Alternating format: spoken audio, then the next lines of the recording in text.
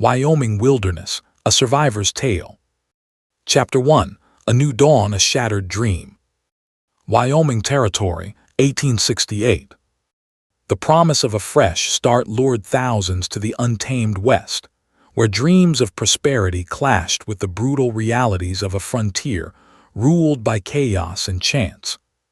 For Emily Harper, a 24-year-old widow from Philadelphia's high society, the Wyoming plains symbolized escape from the suffocating whispers of scandal and the weight of a child conceived in secrecy.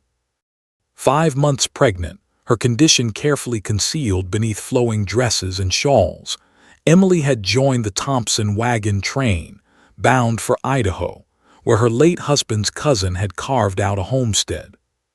The Thompson party, 19 settlers with ambitions as vast as the Wyoming horizon, had accepted her with few questions. A widow traveling to family raised only mild curiosity, even among the more devout families. Emily's delicate features and refined manners marked her as an outsider, but her determination to contribute endeared her to the group.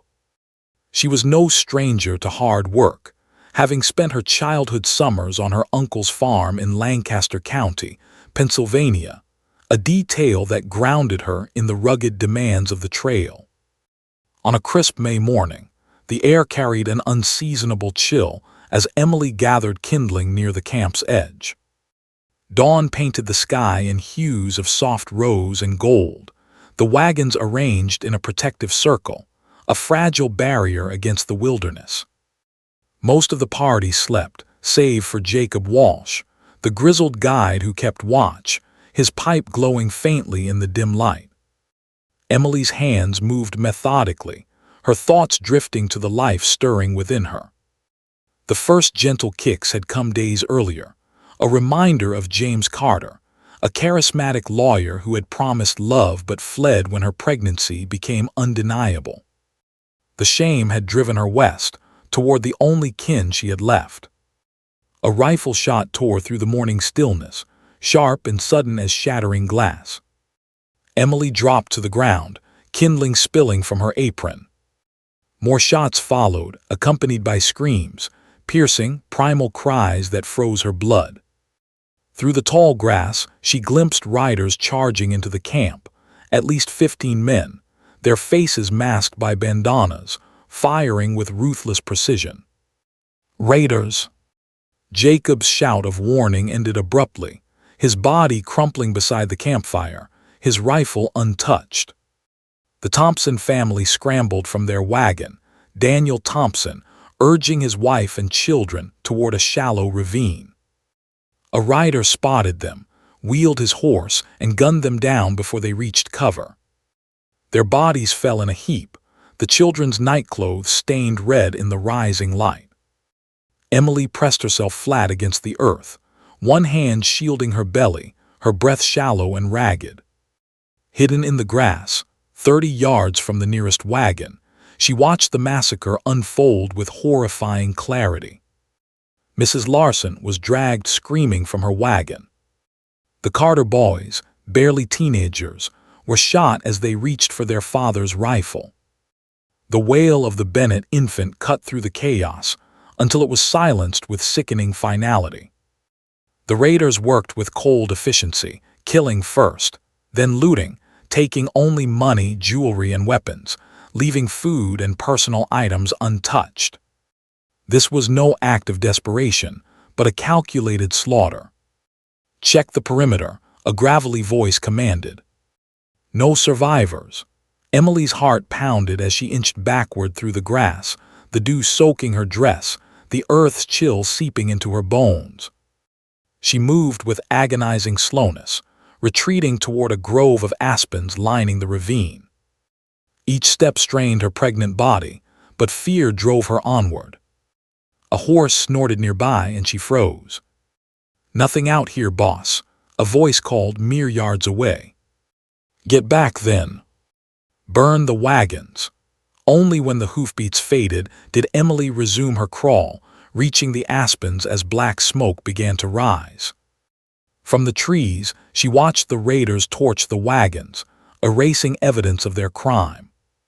They mounted up and rode east, saddlebags heavy with stolen goods. Only when they vanished over a ridge did Emily collapse against a tree, her body racked with silent sobs.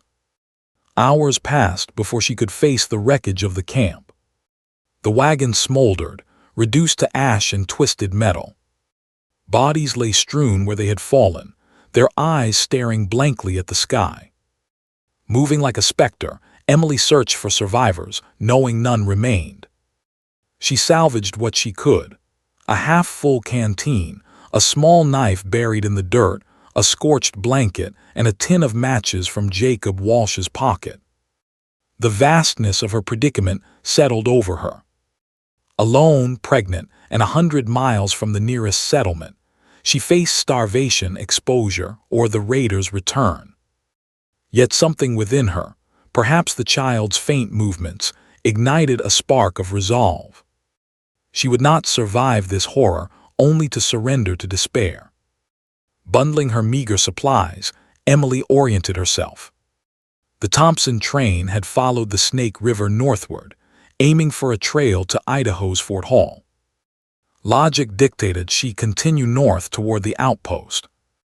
With a final glance at the charred camp, she silently vowed to tell their story. Then, under the midday sun, she began to walk. Chapter 2: The Wilderness Trials.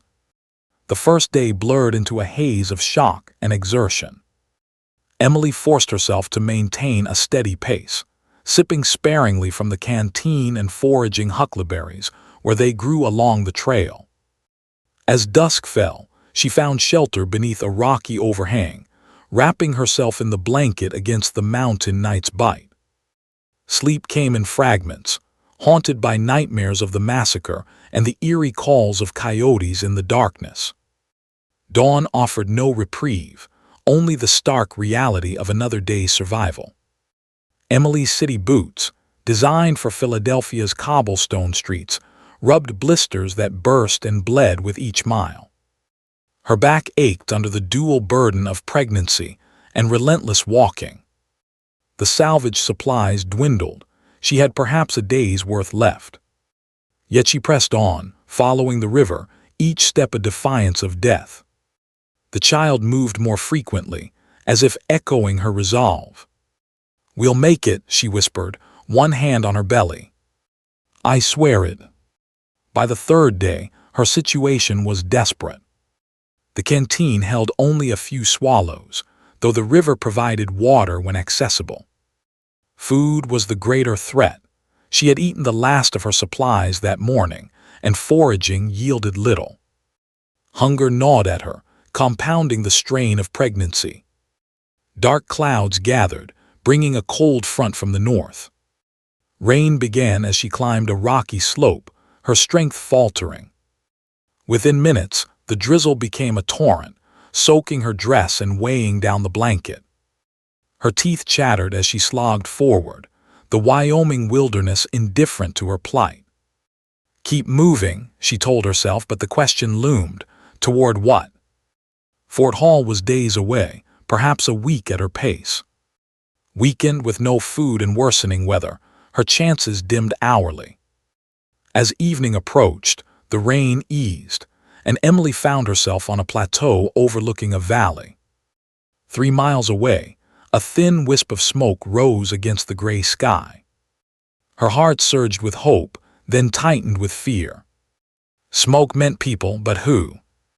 Settlers, soldiers, or the raiders themselves? Sinking onto a boulder, Emily weighed her options. Approaching strangers was risky, especially after the massacre. Yet continuing alone guaranteed failure.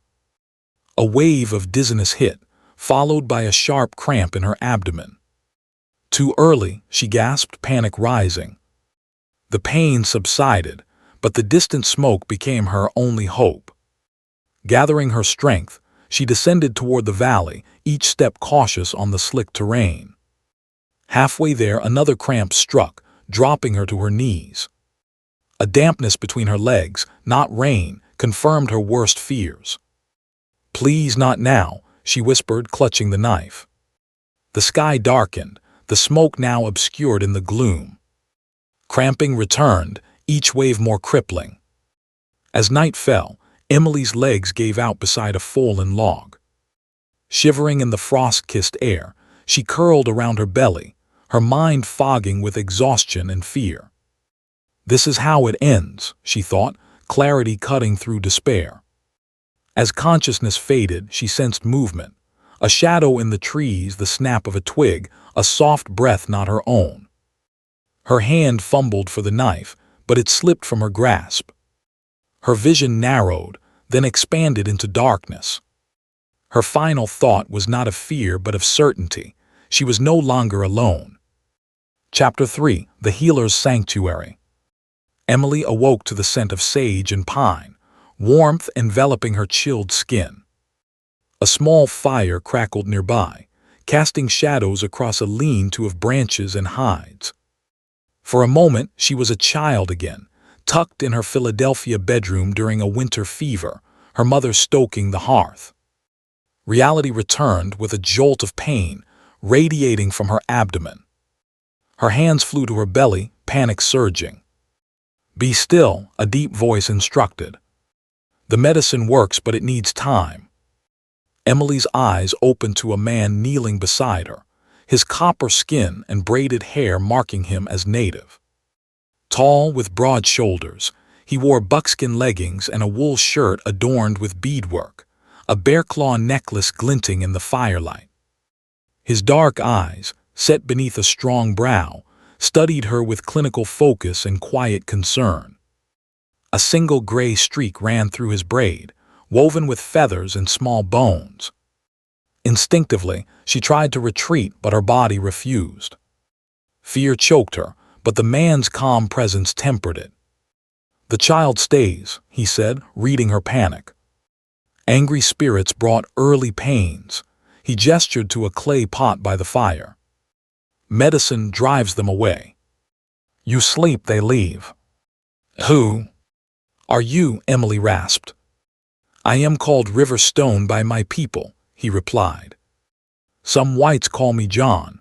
A flicker of distaste crossed his face at the name. "I am Shoshone, Wagon Massacre, medicine man, healer." Emily scanned the shelter for threats, finding none.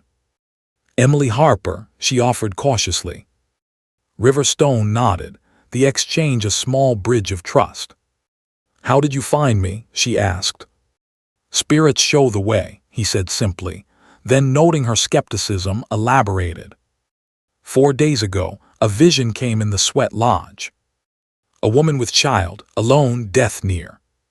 Spirit said, "Find her." I followed signs, broken branches, disturbed earth, then found you by the log half dead. Emily processed this, unsure how much to believe.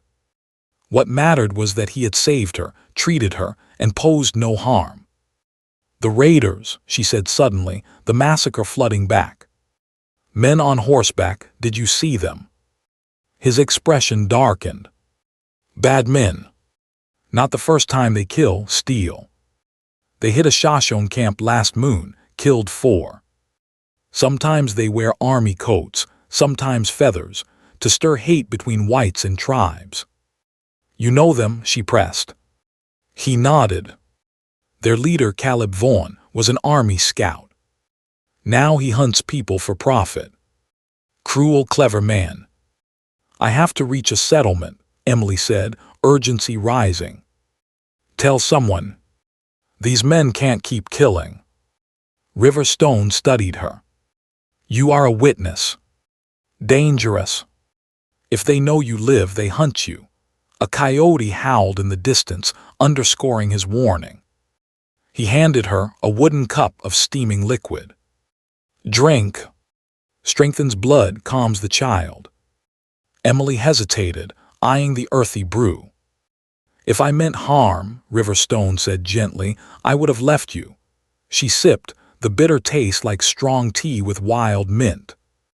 As she drank, he checked a poultice on her blistered feet. "Bad wounds," he noted. "White women's shoes not made for mountains." She smiled faintly. "No, they're not." Exhaustion soon overwhelmed her.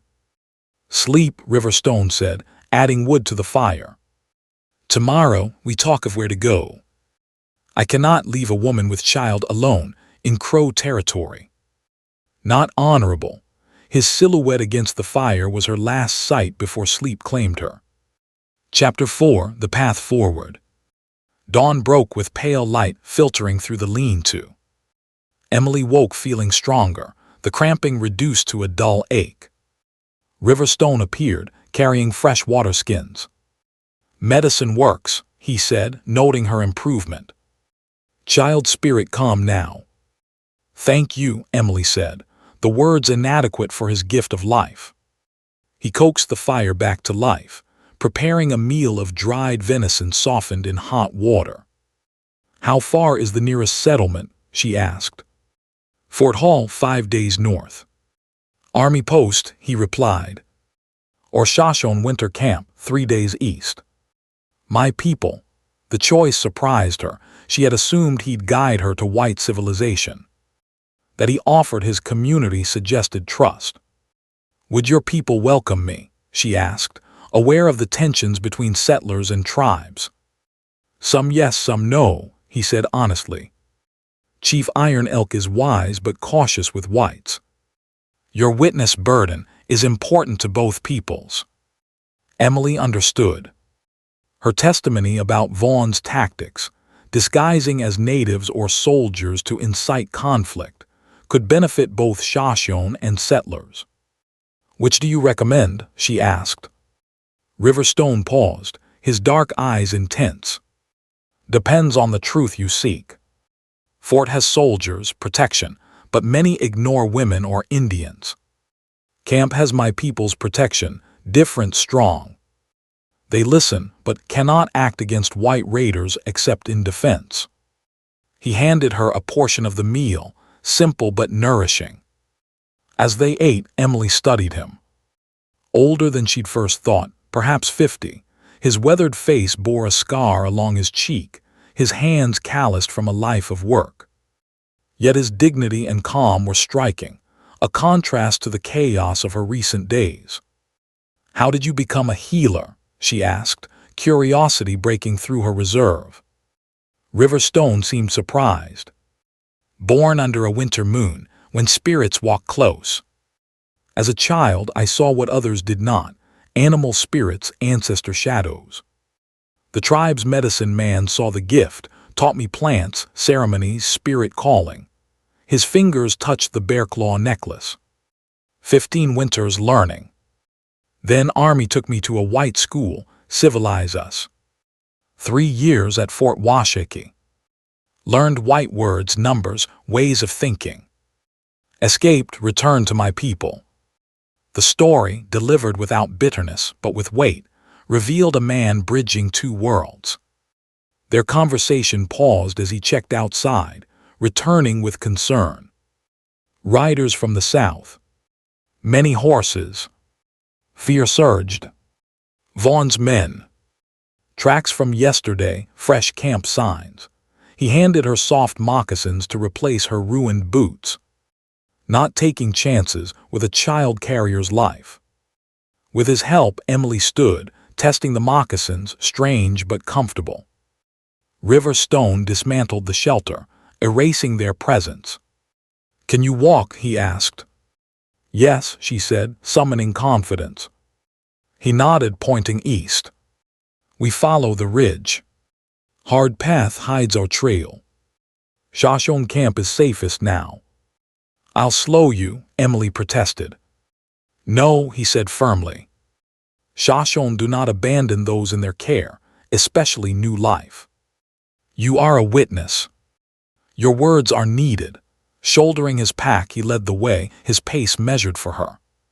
Chapter 5: The High Country Pursuit. They traveled in silence, the terrain growing rugged as they ascended the ridge. The moccasins gripped the earth where her boots would have failed.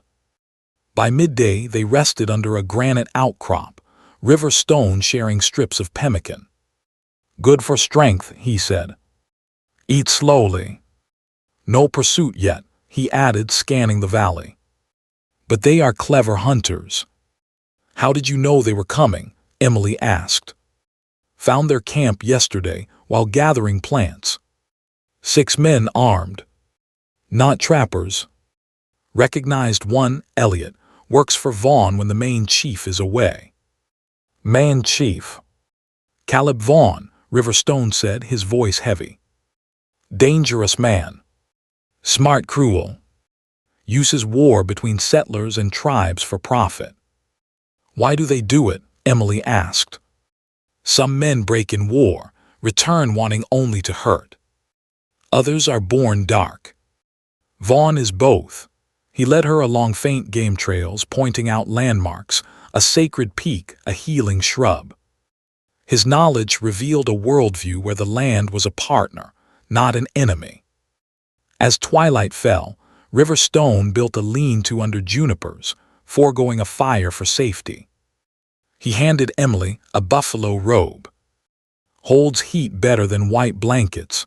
When she asked about his comfort, he shrugged. Shoshone men trained to endure cold. He pressed a carved stone buffalo into her hand.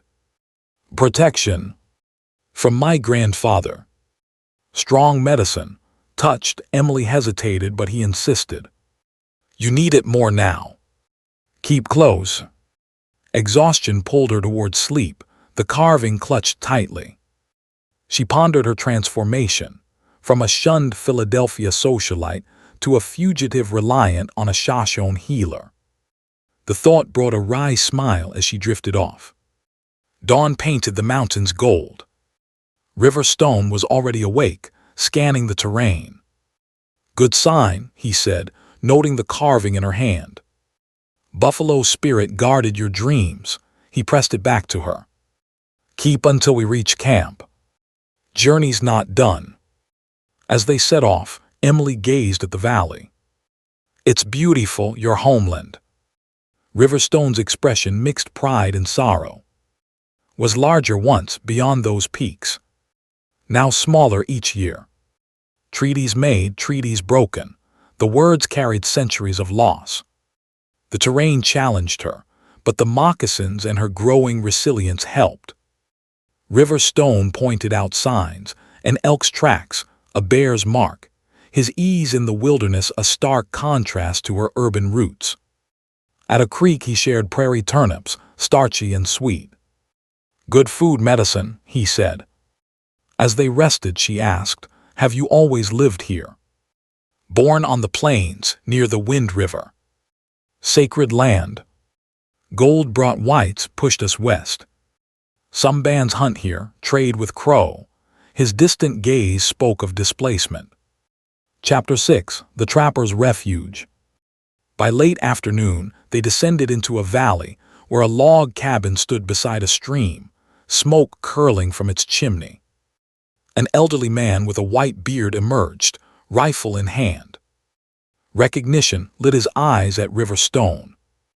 Didn't expect you, medicine man, he called, voice rough with age. And with company, his gaze lingered on Emily's pregnancy. Ezra Coleman, Riverstone greeted. Woman needs rest, safe place. Trouble? Ezra asked. Raiders, Riverstone confirmed. Thompson train, all dead but her. Ezra cursed. Vaughn's work. Think so. Same marks. Ezra turned to Emily. You saw it. Yes, she said steadily. I was gathering kindling. Saw everything. He whistled. You're carrying the truth Vaughn killed to bury. Come inside. Stew's on. The cabin was tidy, with a timber table, shelves of books, and a bubbling pot. Ezra served stew as Emily sank into a chair, Riverstone standing warily. Been tracking Vaughn 3 years, Ezra said. Started small, robbing travelers. Now bigger, playing tribes against settlers. Army blames Indians, Indians blame Army. Vaughn gets richer. You've reported this, Emily asked.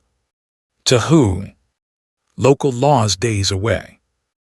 Army cares more about reservations than catching whites dressed as Indians. Governor's too busy with statehood, he leaned forward. But truth has power if it reaches the right ears. Chief Iron Elks got a line to Indian Agent Samuel Pierce at Fort Hall. River Stone nodded. Pierce listens when others don't. Vaughn's men were here yesterday, Ezra added. 2 scouts, asking about survivors from a train attacked by Shoshone, offered a reward, said savages took a woman. Emily and River Stone exchanged glances. The raiders were framing the narrative. They know someone survived, she said. Ezra traced a route on a wall map. Avoid main trails. Take this game path through the high country. Tough but keeps you clear of Vaughn's men. A sharp crack outside froze them, a branch snapping. River Stone peered through the window. Riders. 4 armed. Ezra cursed. Back door root cellar. Tunnel to the stream. He lifted a trapdoor, shoving a pack at them. Jerky cornmeal, salt pork. Coffee too. He pressed a map into Emily's hand. Godspeed. As Emily descended, she saw Ezra arrange himself by the fire, rifle hidden but ready. The tunnel was narrow, earth and timber walls guiding them to the stream. River Stone pointed to a steep trail. We climb. Stay in shadows. From the hillside, Emily glanced back. 4 horses stood at the cabin, men's voices carrying faintly. He'll be safe, River Stone assured. Old Fox hides his tracks. They climbed into the high country, the cabin fading into the wilderness. Chapter 7, The Cliff Dwelling. The high trail was grueling, winding through dense brush and over rocky ledges.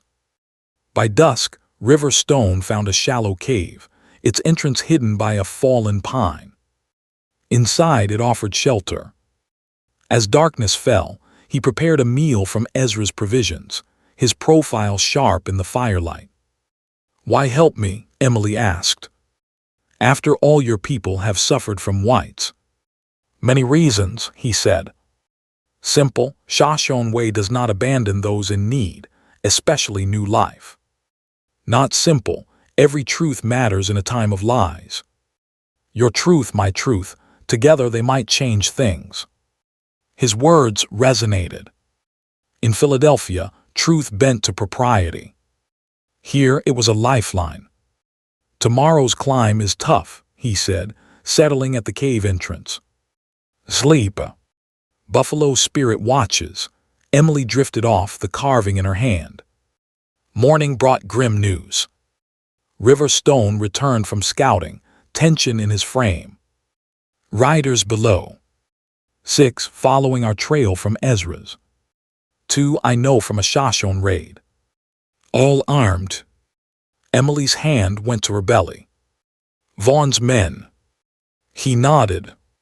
Signs of struggle at the cabin. Blood. Ezra didn't talk willingly. Grief hit her, another death for her survival. How far behind? Hour, maybe less. Good trackers, he secured his pack. We move fast, different path. They emerged into a crisp morning, the Wyoming peaks stark against the sky. River Stone pointed to a sheer cliff. Cliff dwelling, old Shoshone sacred place, unused for seasons. Good to hide, lose them in darkness. The dwelling, built into a rock depression, was reachable by a narrow ledge. River Stone steadied her as they climbed. Inside, stone chambers bore faded pictographs, animals, stars, human figures.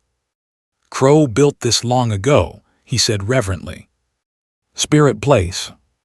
Will they follow? Emily asked. Possible. Whites often ignore sacred places, but the path's hard to see. Good chance they miss it. He positioned himself at the entrance, overlooking the trail. Waiting proved harder than moving. Emily paced, the child restless within her. River Stone noticed. Sid. I teach medicine songs for child spirit.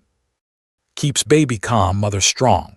He hummed a low melody, words unfamiliar but soothing. "Old song calls good spirits for new life," he explained, tracing a pictograph. "Says the child knows spirit wisdom. Parents must listen."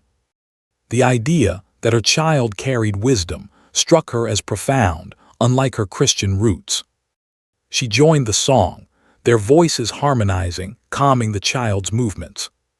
The moment broke when Riverstone stiffened, signaling silence. Voices carried on the breeze. "3 riders at the stream below," he whispered.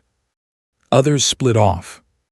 Emily peered out, seeing 3 men examining the ground. "They found our trail," she said, fear rising. "Good trackers," he confirmed. "We wait until they climb, then take the back path to the high meadow." The rear path looked treacherous, but staying meant capture. They waited as the riders ascended. When they were a third up, Riverstone led her along the back path, the drop below dizzying. A loose stone shifted under Emily's foot, clattering down the cliff. There, a voice shouted. "Someone's up there." Riverstone pulled her forward. "Run!" Forest edge. They sprinted across the meadow, grass whipping their legs. A rifle shot kicked up dirt nearby. "Stop or the next one hits," a voice roared. Riverstone shoved Emily behind a boulder. "Keep running to the trees." "Don't stop." Horror hit her. He meant to face them alone. "No," she protested. "Not alone," he said, smearing dark powder across his face in warrior marks. "Ancestors stand with me. Your truth is more important." He pressed the buffalo carving into her hand. "Go. Tell my people." Stepping out, he shouted, "Looking for me, Wasichu," drawing their fire. Tears blurred Emily's vision, but she ran, reaching the forest as shots rang out. The child kicked, urging her on. She plunged deeper, the sounds of battle fading. Chapter 8: The Final Flight. Half a mile in, hoofbeats stopped her. Hiding behind a pine, Emily saw a bearded rider, rifle ready, one of Vaughan's men. His gaze swept past her, then locked on her position. "Well, look here," he drawled, aiming. "The missing witness." Running was futile, fighting impossible. "Your boss is a murderer," she said, stepping out, carving in hand. "A coward who kills and blames others." "Business, ma'am," he shrugged, gesturing with the rifle. "Walk back to my friends dealing with your Indian." Desperation surged. The carving bit into her palm, and she silently prayed. A growl answered. A mountain lion burst from the brush, tackling the rider. Man and beast fought as Emily fled, the chaos fading behind her. Hours later, she emerged onto a rocky slope overlooking a valley. The Snake River glinted below, bending around a ridge shaped like a resting buffalo, Riverstone's marker for the Shoshone camp. Hope flickered, then dimmed. Alone with no supplies pursued, and Riverstone's fate unknown, the task felt impossible. The child moved, grounding her. "We'll make it," she vowed, descending toward the valley. Voices and hoofbeats followed. 5 riders emerged, weapons ready, a 6th horse carrying a body, Riverstone. Grief choked her. They split, 3 following her trail, 2 cutting across the valley. Night approached, offering cover but chilling her bones. Dark clouds loomed, thunder rumbling. A storm could hide her but risked exposure. Huddling under a juniper's roots, Emily waited. The storm broke with lightning and torrential rain. Using the chaos, she crossed the valley, lightning guiding her toward the Buffalo Ridge. By dawn, the storm passed, and she emerged, soaked but alive, with no pursuit in sight. The ridge loomed closer, a day's journey. Without Riverstone, approaching the Shoshone risked misunderstanding, but she pressed on, following the river. At a tributary, a doe and fawn drank, their peace shattered by approaching hoofbeats. 3 riders appeared, spotting her fresh tracks. Emily retreated into dense forest, angling northeast to evade them. By evening, a ravine blocked her path, its sides eroded by the storm. Exhaustion weighed her, but voices behind pushed her north until a fallen pine bridged the gap. Crossing the slick trunk was perilous, but she made it, knowing her pursuers would follow. The Buffalo Ridge loomed, a half-day away. She found shelter in a boulder cluster, huddling with the last of Ezra's pack. Sleep brought nightmares, burning wagons, River Stone's song, Philadelphia's judgmental stares. Chapter 9. The Shoshone Sanctuary. Dawn broke clear. The ridge dominated the horizon, rolling grasslands offering little cover. Spotting 3 riders to the southwest, Emily hid in cottonwoods along a dry creek. Hooves thundered from the east, not Vaughn's men but a dozen Shoshone warriors, feathers streaming from their mounts. Caught between forces, Emily chose the Shoshone. Stepping into view, she raised her arms. The warriors surrounded her, spears and rifles ready. An older rider with gray braids and an eagle feather headdress approached. "White woman far from white places," he said in clear English. "Why?" "I seek the Shoshone winter camp," Emily replied. "River Stone was bringing me to Chief Iron Elk. He's captured, maybe killed, by men led by Caleb Vaughn. They follow me now." She pointed west where the riders neared. The leader's eyes sharpened. "You know Wagon Massacre. Where is he?" "Taken helping me escape." She showed the buffalo carving. "He gave me this from his grandfather." The leader examined it, respect dawning. "Medicine buffalo. Strong protection." He studied her pregnancy. "Your name?" "Emily Harper. I am Swift Hawk, war chief under Iron Elk." "You come to camp." A warrior brought a horse and Emily mounted, relief flooding her. 4 warriors rode to intercept Vaughn's men. The rest escorted her toward the ridge. The camp appeared around the Buffalo Ridge, a circle of 60 tipis along the river. Smoke rose, children stared, dogs barked. Swift Hawk led her to a central tipi, adorned with quillwork. "Wait," he said, entering. A woman approached, her strong features softened by calm. Dressed in Shoshone garb with a silver cross, she said, "I am Dawn Light, sister to Wagon Massacre. You say my brother helped you." "He saved my life," Emily said. "He was bringing me here to tell of a massacre blamed on Shoshone, but done by white raiders." Dawn Light's eyes flickered. "Where is he?" Emily recounted the meadow fight and his capture. Swift Hawk returned with Chief Iron Elk, an elderly man with sharp eyes and a feathered headdress. "Woman with River Stone's blessing," he said. "You bring truth about raiders who wear false faces." "Yes," Emily said. "Vaughn's men killed 19 settlers, wore feathers to blame Shoshone." "I saw it." Iron Elk nodded. "We've known of Vaughn, but the army ignores us. Now you say River Stone is taken." "I'm sorry," Emily said, grief rising. "He sacrificed himself for me to reach you." "Truth is strong medicine," Iron Elk said. "Costly. Rest in Dawn Light's lodge. Council hears your words tonight." Dawn Light led her to a tipi, River Stone's lodge, filled with herbs and fetishes. "He lives," Dawn Light said, sensing Emily's emotion. "I'd know if his spirit crossed." "Rest. You'll need strength for council." Chapter 10. The Council's Verdict. At twilight, the council gathered around a central fire. 15 elders, from war chiefs to spiritual leaders, studied Emily as she sat on a buffalo robe. Iron Elk, now wearing a single feather, began. "You witnessed Vaughn's raiders attack a wagon train, blaming Shoshone." "Tell all." Emily recounted the Thompson train, the massacre's brutality, the raiders' English curses, and Vaughn's name. She described her flight, River Stone's rescue, and his sacrifice. He believed this truth could stop the bloodshed, she concluded. Silence followed, broken by Iron Elk's pronouncement. Your words ring true, matching what we've suspected. A scarred elder spoke. White woman's testimony matters, but whites won't believe a woman living with Indians. Swift Hawk offered. Agent Pierce at Fort Hall listens. He meets Iron Elk at summer council.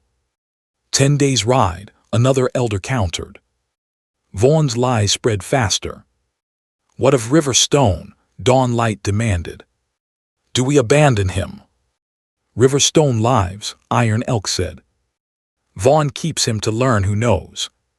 You, Emily, are in danger. Vaughn hunts you. What will you do? Emily asked. We warn other Shoshone bands, send riders to Pierce, and track Vaughn's men to find River Stone, Iron Elk said. You stay until your child is born. Then we decide. Emily nodded, accepting their wisdom. I thank you for your protection. Tonight we pray for River Stone, Iron Elk said, rising. Dawn Light shows you our ways. You are under Shoshone protection. Chapter 11, The Final Stand. As they returned to the lodge, shouts erupted. Swift Hawk appeared.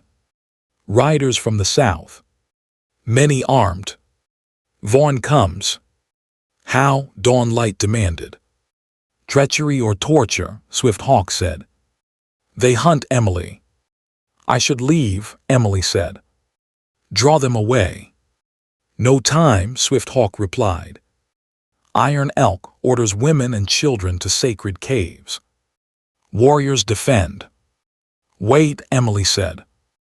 If I could speak to all whites, make the truth undeniable, bring the army patrol from Fort Hall to see Vaughn attack a peaceful camp. Risky, Dawn Light said. Army often shoots first. But if they saw, Emily persisted, it's a truth they can't ignore. Swift Hawk nodded. Bold. Fastest riders, relay to Fort Hall. Iron Elk approved, sending riders to summon the army. You go to caves, he told Emily. No, she said. Vaughn must see me, know his secret dies with neither me nor River Stone. Iron Elk studied her. River Stone chose well. You stay protected. As night fell, the camp became a fortress. Dawn Light gave Emily a Shoshone dress for mobility.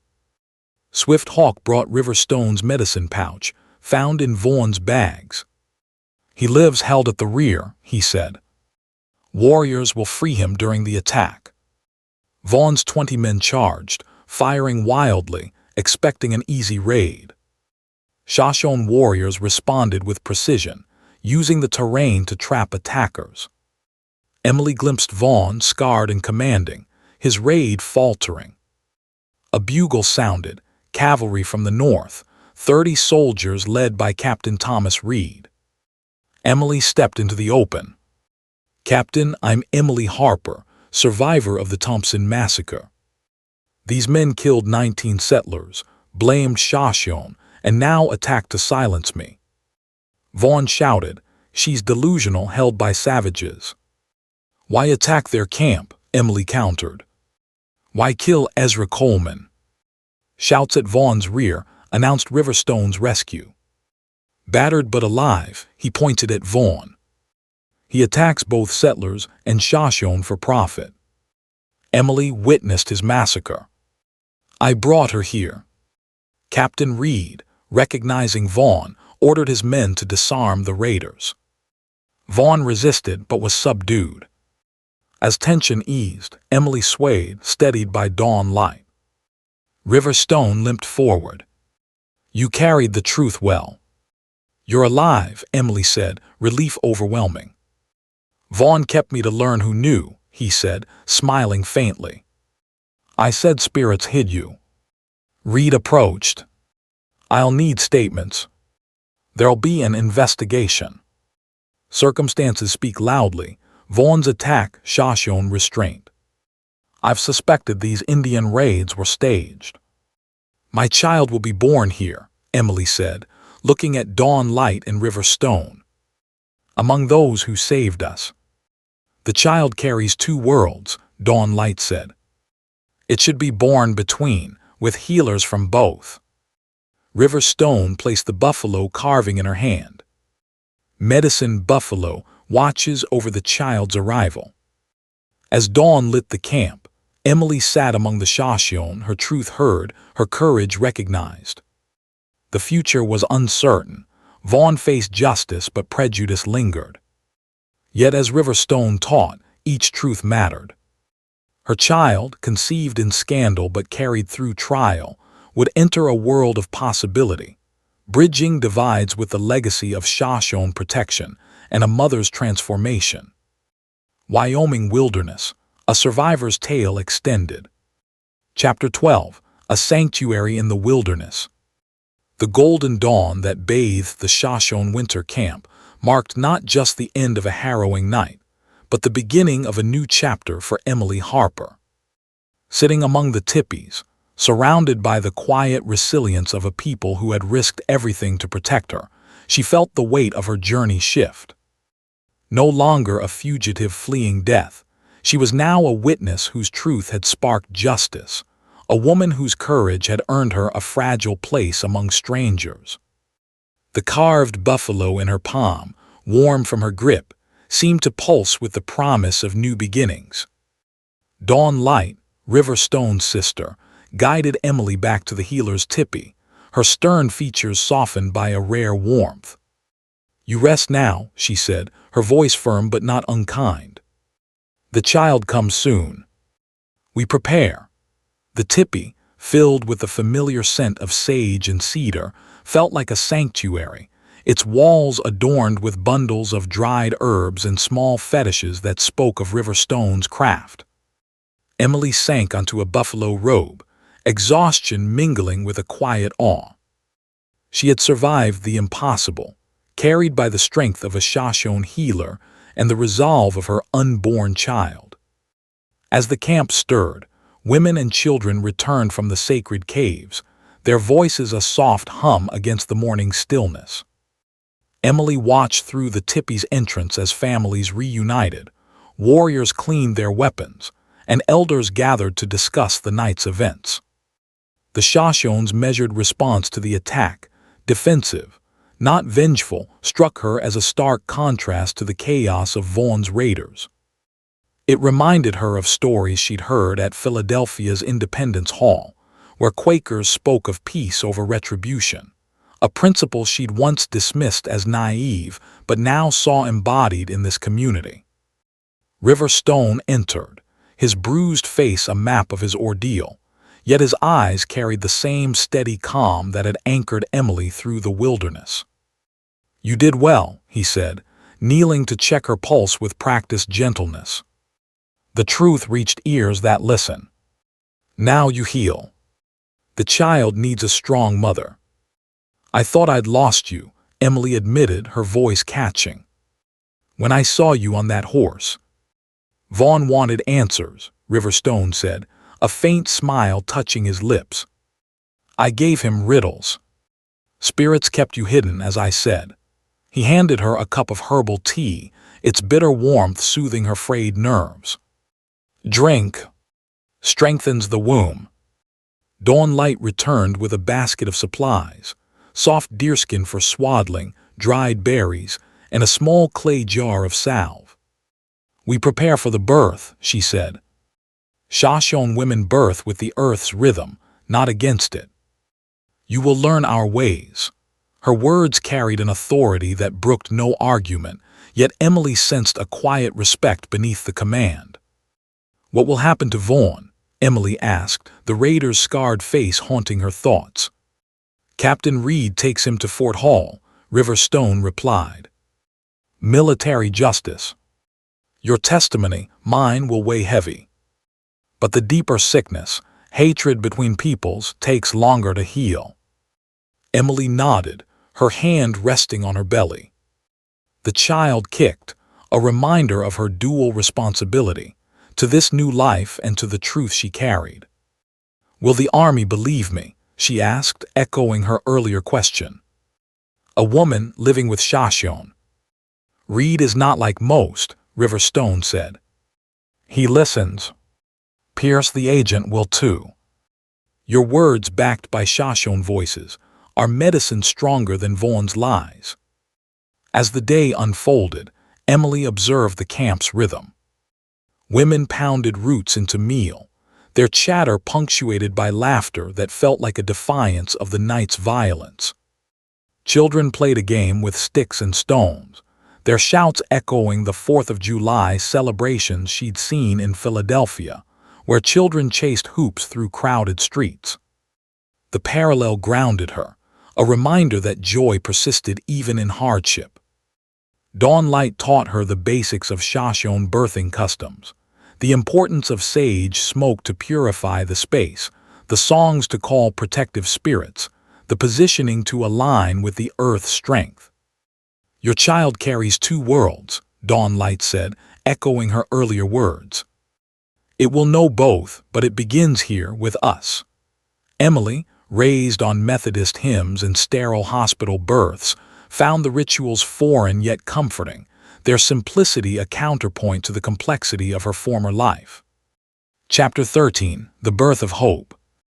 Days blended into weeks as Emily settled into the camp, her body growing heavier with the child's approach.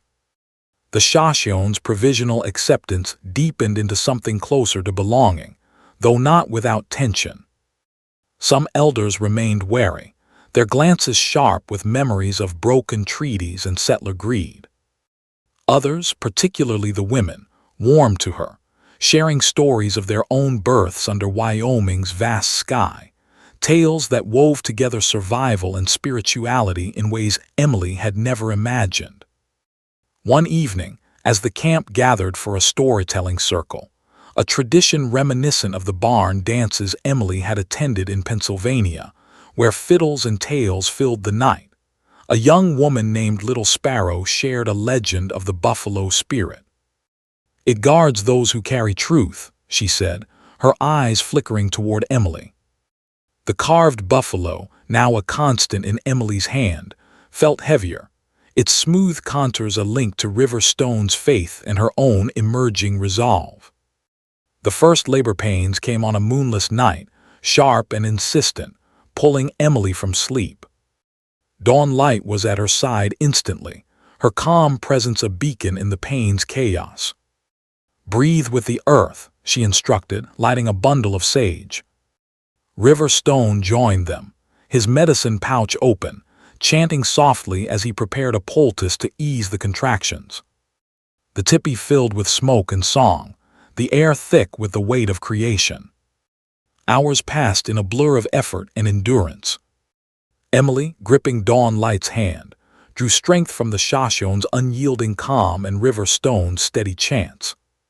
Between contractions, she thought of her mother's stories of childbirth in Philadelphia's crowded tenements, where women relied on neighbors' kindness and prayer. Here, in the Wyoming wilderness, the community's support felt no less vital, its rituals grounding her in a way her old life never had. As dawn broke, painting the tipi's walls in soft gold, Emily's daughter entered the world with a fierce cry that echoed across the camp. Dawnlight wrapped the infant in deerskin, placing her in Emily's arms. She is strong, she said, a rare smile breaking through. Like her mother. River Stone placed the buffalo carving beside the child. Medicine buffalo guarded her path. Now she carries its strength. He sang a blessing, his voice low and resonant, calling the child's spirit to walk bravely in both worlds. Emily named her daughter Clara, after her grandmother, whose Quaker roots had taught her the power of quiet resistance. Holding Clara, she felt a profound shift, not just as a mother, but as a woman remade by the wilderness and the Shoshone's protection. The scandal that had driven her west seemed distant, a shadow burned away by the fire of her survival. Chapter 14. The Weight of Testimony. 2 weeks after Clara's birth, Captain Reed returned to the camp, accompanied by Indian agent Samuel Pierce, a wiry man with sharp eyes and a reputation for fairness. The council gathered again, this time in daylight with Emily seated beside River Stone, Clara cradled in her arms. The elders' faces, once skeptical, now carried a grudging respect, their trust earned by her survival and the truth she delivered. Pierce listened intently as Emily recounted the Thompson massacre, her voice steady despite the memories. She described Vaughan's men, their English curses, the feathers they discarded after the killing. River Stone corroborated her account, detailing Vaughan's attacks on Shoshone camps and his strategy of inciting conflict. "This truth is medicine," he said, echoing Iron Elk's words. "It heals wounds between peoples if whites will hear." Reed, taking notes, nodded. "Vaughan's in custody at Fort Hall. His men are talking, some out of fear, others for leniency. Your testimony, Mrs. Harper, and yours, River Stone, will ensure a court-martial. But there's resistance. Some officers claim you're unreliable, a woman influenced by savages." Emily's jaw tightened. They'd rather believe Vaughan's lies than a woman who saw the truth. "Prejudice runs deep," Pierce admitted. "But I've seen enough reports of Indian raids that don't add up. Your account, backed by the Shoshone's restraint and Vaughan's capture in the act, carries weight. I'll take it to the territorial governor." Iron Elk spoke, his voice heavy with experience. "Whites have broken many promises. Will this truth change their hearts?" "It's a start," Pierce said. "The governor's pushing for statehood. He can't ignore evidence of white raiders fueling conflict. It undermines the narrative of savage tribes." As the meeting ended, Reed approached Emily. "You've shown courage, ma'am. Fort Hall has a doctor, housing. We can escort you there." "No," Emily said firmly. "Clara and I stay until I'm strong enough to decide our path. The Shoshone saved us. This is home for now." Pierce smiled faintly. "You're a bridge, Mrs. Harper. Not many can claim that." Chapter 15. Bridging Two Worlds. Over the following months, Emily became a fixture in the camp, learning Shoshone ways while sharing her own. She taught the children simple English songs, reminiscent of Philadelphia's church choirs, and learned to weave baskets with Little Sparrow, her hands growing deft under the young woman's guidance. Clara thrived, her laughter a bright note in the camp's daily rhythm. News from Fort Hall trickled in. Vaughan's court-martial ended in a guilty verdict, his raiders dispersed or imprisoned. The governor, spurred by Pierce's report, ordered a broader investigation into staged raids, a move that eased tensions with the Shoshone and other tribes. Emily's testimony, published in a Cheyenne newspaper, sparked debate across the territory, with some settlers calling her a traitor, others a hero. She read the clippings with detachment, her focus on Clara and the community that had given her refuge. One spring morning, as wildflowers bloomed along the Snake River, River Stone approached her. "You've walked a hard path," he said, handing her the buffalo carving now strung on a leather cord. "This belongs to you and Clara. It carries the strength of two worlds." Emily took it, tears pricking her eyes. "You taught me truth is medicine. I want Clara to know that, to know your people." "She will," he said. "You are Shoshone in spirit, even if your blood is white." As summer approached, Emily faced a choice: remain with the Shoshone or return to white society. Fort Hall offered stability, but the camp offered belonging. She chose a middle path, accepting Pierce's offer to work as a liaison between the Shoshone and the Indian Agency, a role that let her honor River Stone's wisdom and her own transformation. Standing by the river, Clara in her arms, Emily looked toward the Buffalo Ridge. The Wyoming wilderness, once a place of terror, now felt like home. Two worlds, she murmured, echoing dawn light. Not divided, but connected. The carved buffalo hung around her neck, a talisman of survival and the promise of a future where truth could heal. Chapter 16. The Liaison's Burden. Summer of 1869 bloomed across the Wyoming Territory, painting the Snake River Valley in vibrant greens and golds. Emily Harper, now a familiar figure in the Shoshone winter camp, stood at the river's edge, Clara toddling beside her, her tiny hand clutching the carved buffalo pendant that hung around Emily's neck. At 3 years old, Clara was a whirlwind of curiosity, her dark eyes, inherited from her mother's Philadelphia lineage, sparkling with the same fierce spirit that had carried Emily through the wilderness. The camp, once a temporary refuge, had become a home, its rhythms of work and ritual as familiar as the church bells of her childhood. As liaison between the Shoshone and the Indian Agency at Fort Hall, Emily's days were a delicate dance of diplomacy.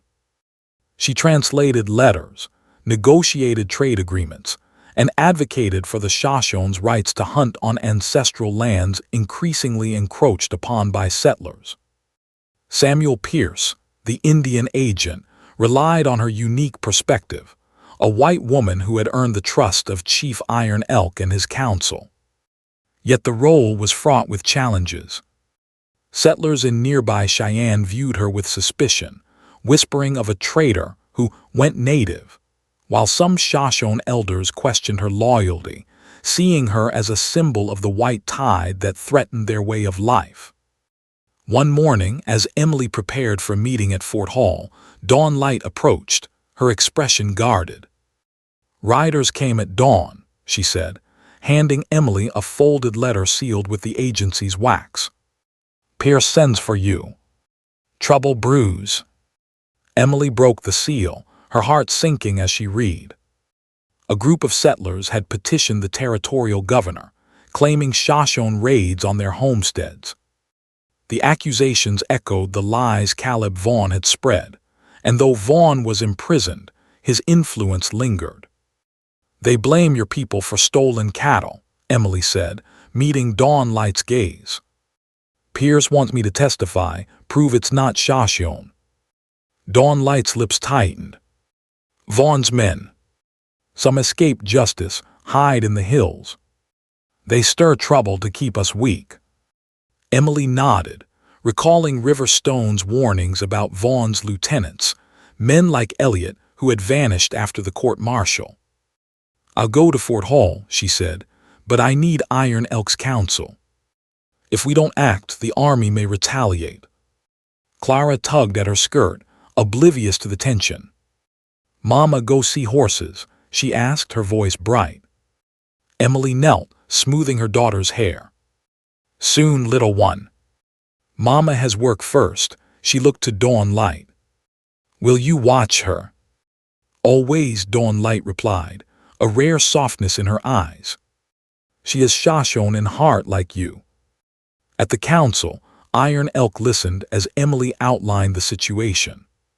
His weathered face, lined by decades of leadership, betrayed no emotion, but his eyes burned with resolve. "Vaughn's shadow lingers," he said. "His men seek to break our peace. You speak for us, Emily Harper, but beware. Whites listen only when it serves them." River Stone, seated beside the chief, added, "Scouts found tracks near the eastern ridge. 3 men armed. Not hunters. We track them, but you must make Pierce see the truth." Emily felt the weight of their trust, a burden as heavy as the buffalo carving around her neck. "I'll do everything I can," she promised, her voice steady despite the fear gnawing at her. The memory of Vaughn's scarred face, his cold calculation, haunted her. His men were out there, and they knew she was the witness who had brought him down. Chapter 17. Shadows of the Past. The journey to Fort Hall was a stark reminder of the wilderness that had nearly claimed Emily's life. Riding with a Shoshone escort led by Swift Hawk, She traversed the same trails she had stumbled through years ago, now with Clara's laughter echoing in her mind. The fort, a cluster of log buildings surrounded by a palisade, bustled with soldiers, traders, and settlers, its air thick with the scent of wood smoke and horse sweat. Emily's Shoshone dress drew stares, but she held her head high, the buffalo pendant a quiet defiance of their judgment. Samuel Pierce greeted her in his cramped office, papers strewn across his desk. "Mrs. Harper," he said, his tone warm but strained, "you've seen the petition. Settlers are demanding action. They claim Shoshone stole livestock, burned a barn. The governor's under pressure to send troops." "It's a lie," Emily said, her voice firm. "Vaughn's men are behind this, stirring conflict to discredit the Shoshone. I saw their tactics, disguises, false raids. The council reports tracks of armed men, not Shoshone." Pierce leaned back, rubbing his temples. "I believe you, but proof is thin. The settlers have witnesses, 2 men swearing they saw Indians in war paint. Captain Reed's skeptical, but he's under orders to investigate." "Then let me speak to the settlers," Emily urged. "I'll tell them what I saw, what Vaughn did. If they understand, they might withdraw the petition." "It's risky," Pierce warned. "Feelings run high. Some call you a sympathizer, or worse. But if you're willing, I'll arrange a meeting in Cheyenne." Emily agreed, though dread coiled in her gut. The settlers' anger was a mirror of the prejudice she'd fled in Philadelphia, where society matrons had shunned her for her indiscretion. Yet Clara's future, and the Shoshone's safety, depended on her courage. The meeting took place in Cheyenne's town hall, a rough-hewn building packed with homesteaders, their faces etched with hardship and mistrust. Emily stood at the front, Pierce and Reed flanking her, as she recounted the Thompson massacre, her voice carrying the weight of memory. "Caleb Vaughn's men killed 19 people, my friends, and blamed the Shoshone," she said. "They're doing it again, using lies to turn us against each other. I've lived with the Shoshone. They protected me, saved my daughter. They are not your enemy." Murmurs rippled through the crowd, some nodding, others scoffing. A burly man with a sunburned face stood. "You expect us to believe you over our own. You're living with savages, raising a half-breed." Emily's cheeks burned, but she held his gaze. "My daughter is no half-breed. She's a child of Wyoming like yours. I saw Vaughn's men kill women and children. Will you let their lies destroy more lives?" A woman in a faded bonnet spoke up. "My brother was on a wagon train hit last year. Said it was Indians, but the raiders took only gold, left food behind." "Sounds like what you're saying." The room erupted in debate, voices clashing like the 4th of July, fireworks Emily remembered from Philadelphia's waterfront. Pierce seized the moment, promising an investigation into the recent raids. As Emily left, she felt a flicker of hope, tempered by the knowledge that truth alone couldn't erase deep-seated fear. Chapter 18: The Raiders' Revenge. Back at the camp, Emily found Clara playing with other children, weaving grass into tiny baskets under little Sparrow's watchful eye. The sight eased her tension, but Riverstone's arrival brought grim news. "Scouts tracked the men from the ridge," he said, his voice low. "They are Vaughn's lieutenants, Elliot and 2 others. They camped near the old trading post, planning something. We think they know you spoke in Cheyenne." Fear gripped Emily, but she pushed it aside. "What do they want?" "You," Riverstone said bluntly. "Your testimony broke Vaughn.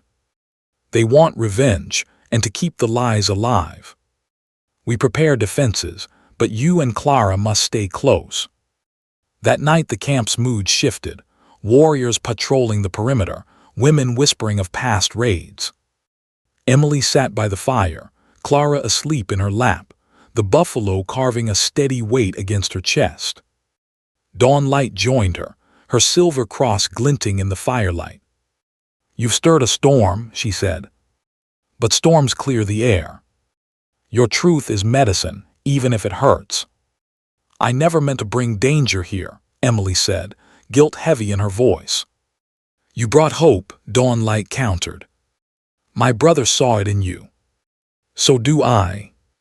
The attack came at midnight, a sudden barrage of gunfire from the eastern ridge.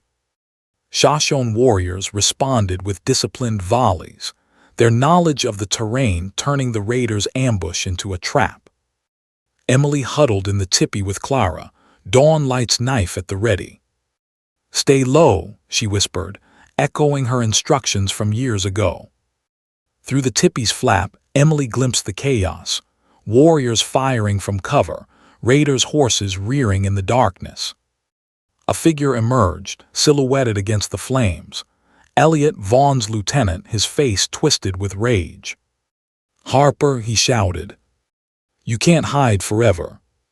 Swift Hawk appeared, tackling Elliot before he could advance. The fight was brutal, ending with Elliot bound and disarmed. The remaining raiders fled, their numbers thinned by Shoshone arrows. As dawn broke, the camp counted its losses, 2 warriors wounded, none killed. Elliot, bloodied but alive, glared at Emily as he was tied to a horse for transport to Fort Hall. "You think this ends it?" he spat. "Vaughn's ideas live on. You'll never be safe." River Stone stepped forward, his calm unshaken. "Your chief is gone. Truth is stronger than your lies. Take him to read." Chapter 19, A Legacy of Truth. The capture of Elliot marked a turning point. At Fort Hall, he confessed under pressure, revealing a network of raiders still operating in Vaughn's name. Captain Reed's investigation expanded, rooting out corrupt officials who had turned a blind eye to the staged raids. The territorial governor, eager to secure Wyoming's path to statehood, publicized the findings, crediting Emily and the Shoshone for exposing the truth. Newspapers from Cheyenne to San Francisco ran stories of the Wyoming witness, turning Emily into a reluctant symbol of frontier justice. In the camp, Emily's role as liaison grew, her work fostering small but meaningful changes. Fairer trade deals, hunting rights reaffirmed, and a school where Shoshone and settler children learned together, singing hymns and Shoshone songs alike. Clara, now 5, thrived in this hybrid world, her laughter a bridge between cultures. She wore the buffalo pendant proudly, calling it Mama's Medicine, a nod to River Stone's teachings. One autumn evening, as the camp prepared for a harvest festival, reminiscent of Pennsylvania's corn roasts, with storytelling and shared feasts, Emily stood with River Stone by the river. "You've built something here," he said, gesturing to the camp, where children chased fireflies under a starlit sky. "A place where truth grows." "It's not mine alone," Emily said, her hand on Clara's shoulder. "You, Dawnlight Iron Elk, you gave me the strength to carry it." River Stone smiled, a rare warmth in his eyes. "Clara will carry it further. 2 worlds not divided but one." As the festival began, Emily joined the circle, Clara on her lap, the buffalo carving a steady presence. The Shoshone sang of the land's endurance, their voices blending with the crackle of the fire. Emily added her own song, a Quaker hymn her grandmother had taught her, its simple melody weaving into the night. The wilderness, once a place of terror, had become a crucible for hope, forging a legacy that Clara and all who followed would inherit.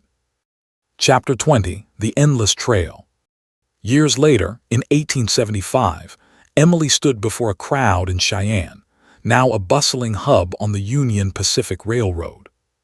Clara, a spirited 10-year-old, stood beside her, clutching a notebook filled with stories of the Shoshone and the settlers who had learned to coexist. Emily had been invited to speak at the Territorial Assembly, her role as liaison now a model for other tribes and agencies across the West. "Truth is medicine," she began, her voice clear, echoing River Stone's wisdom. "It healed wounds in Wyoming, not by erasing the past, but by building bridges for the future. My daughter, Clara, carries two worlds, not divided but connected. Let us work for a land where all can walk together." The crowd applauded, though some faces remained skeptical. Prejudice lingered, as Iron Elk had warned, but the seeds of change had taken root. Emily and Clara returned to the Shoshone camp, now a permanent village with a school and trading post, a testament to years of effort. River Stone, graying but unbowed, greeted them with a nod. "You've walked a long trail," he said. "Clara will walk further." As the sun set over the Buffalo Ridge, Emily watched Clara run with her friends, Shoshone and settler alike, their laughter a promise of a world less divided. The carved buffalo, worn smooth by years of handling, hung around her neck, a reminder of the wilderness that had forged her, the truth that had saved her, and the love that would guide her daughter into the future. Chapter 21: The Seeds of Discord. By the spring of 1876, the Shoshone village along the Snake River had grown into a vibrant hub, its tipis now joined by log cabins, and a trading post that drew merchants from as far as Salt Lake City. Emily Harper, at 32, was no longer the frightened widow who had stumbled through the Wyoming wilderness a decade ago. Her role as liaison for the Indian Agency had made her a respected figure, her name whispered in both Shoshone councils and Cheyenne saloons. Clara, now 10, darted through the village with a confidence that mirrored her mother's, her braids adorned with beads gifted by Little Sparrow, her notebook filled with stories she hoped to share with the world. Yet peace, like the Wyoming spring, was fragile. Rumors of gold in the Black Hills, just east of the territory, had sparked a frenzy, drawing prospectors and speculators who eyed native lands with greed. The Shoshone, though spared the worst of the encroachment, faced growing pressure from settlers demanding access to their hunting grounds. Emily's work, securing treaties and trade agreements, had slowed the tide, but tensions simmered, fanned by whispers of past raids and the shadow of Caleb Vaughn's legacy. One April morning, as Emily prepared to meet Samuel Pierce at Fort Hall, Swift Hawk arrived, his face etched with urgency. "Scouts found a burned homestead 10 miles south," he said, his voice low. "Cattle slaughtered, tracks leading to the hills. Settlers blame us, but the tracks match white men's boots, Vaughn's kind." Emily's stomach tightened, the memory of Elliot's capture still fresh. "His men again?" she asked, clutching the buffalo pendant, its edges worn smooth by years of worry. "Or someone using his name," Swift Hawk replied. "A new man rides with them, calls himself Dutton. Word is, he's a land agent, buying claims for a syndicate in Cheyenne. He spreads lies, says Shoshone planned to drive settlers out." Emily's mind raced. A land agent meant money, power, and connections, far more dangerous than Vaughn's brute force. "I'll tell Pierce," she said. "We need to stop this before it escalates." Clara, overhearing, tugged at her sleeve. "Mama, are the bad men coming back?" Her eyes, wide with the innocence of childhood, held a flicker of the fear Emily had once known. "No, darling," Emily said, kneeling to meet her gaze. "We'll keep them away, like we always have. You stay with Dawn Light today." She kissed Clara's forehead, the buffalo pendant brushing against her daughter's cheek, a silent vow of protection. At Fort Hall, Pierce's office was a storm of activity, maps and telegrams strewn across his desk. "Dutton's trouble," he admitted, his wiry frame tense. "He's got the governor's ear, claims he's protecting settlers from hostile tribes. The burned homestead has folks in Cheyenne calling for militia. Captain Reed's investigating, but Dutton's got witnesses, settlers swearing they saw Shoshone warriors. It's a setup, Emily insisted. The Shoshone reported white men's tracks. This is Vaughn's playbook, false raids to justify land grabs. Pierce nodded, but his expression was grim. I believe you, but Dutton's connected. He's tied to a syndicate buying up land for the railroad. Your testimony broke Vaughn, but it made enemies. Dutton's questioning your credibility, calling you a squaw sympathizer. The slur stung, echoing the taunt she'd faced in Cheyenne's town hall. Emily straightened, her voice cold. Let him question. I'll face him in front of anyone, settlers, army, governor. The truth doesn't bend. Pierce sighed. There's a hearing in Cheyenne next week. The governor wants to settle this before it sparks a war. You'll need to testify again and bring Iron Elk or River Stone. Their word carries weight. Emily agreed, though dread coiled in her chest. Testifying meant exposing Clara to scrutiny, risking the fragile peace she'd built. As she rode back to the village, the Wyoming sky darkened, clouds gathering like the storm that had once shielded her flight. The buffalo pendant felt heavier, a reminder of the cost of truth. Chapter 22, The Gathering Storm. The Shoshone Council convened that evening, the central fire casting long shadows across the elders' faces. Iron Elk, his eagle feather headdress replaced by a simple band, listened as Emily relayed Pierce's warning. Dutton is no mere raider, she said, her voice steady despite the weight of her words. He uses Vaughn's tactics but hides behind money and law. If we don't stop him, the army will come, and our lands will be lost. River Stone, his hair now fully gray, spoke softly but with authority. This Dutton is a snake, striking from shadows. Our scouts track his men, but they are clever, leaving false signs. We need proof, something to show the whites his lies. Dawn Light, her silver cross glinting beside her medicine bundles, added. Emily's words broke Vaughn. They can break this man, but she risks much. Her child is our child. We protect them both. Iron Elk's eyes, sharp despite his age, settled on Emily. You have walked with us, carried our truth. Will you speak again, knowing the danger? Emily thought of Clara, of the village's laughter and songs, of the Philadelphia she'd left behind, a world of judgment that paled against the wilderness's honesty. I'll speak, she said. For Clara, for all of us. But I need your wisdom. Dutton's not alone. He has men in Cheyenne, maybe the army. How do we fight that? Truth is our weapon, Iron Elk said. River Stone and Swift Hawk will go with you. Our warriors will watch the hills, find Dutton's men. If they strike, we will be ready. As the council dispersed, Emily joined a group of women at a quilting bee, a tradition borrowed from settler neighbors but infused with Shoshone patterns, stars and buffalo woven into the fabric.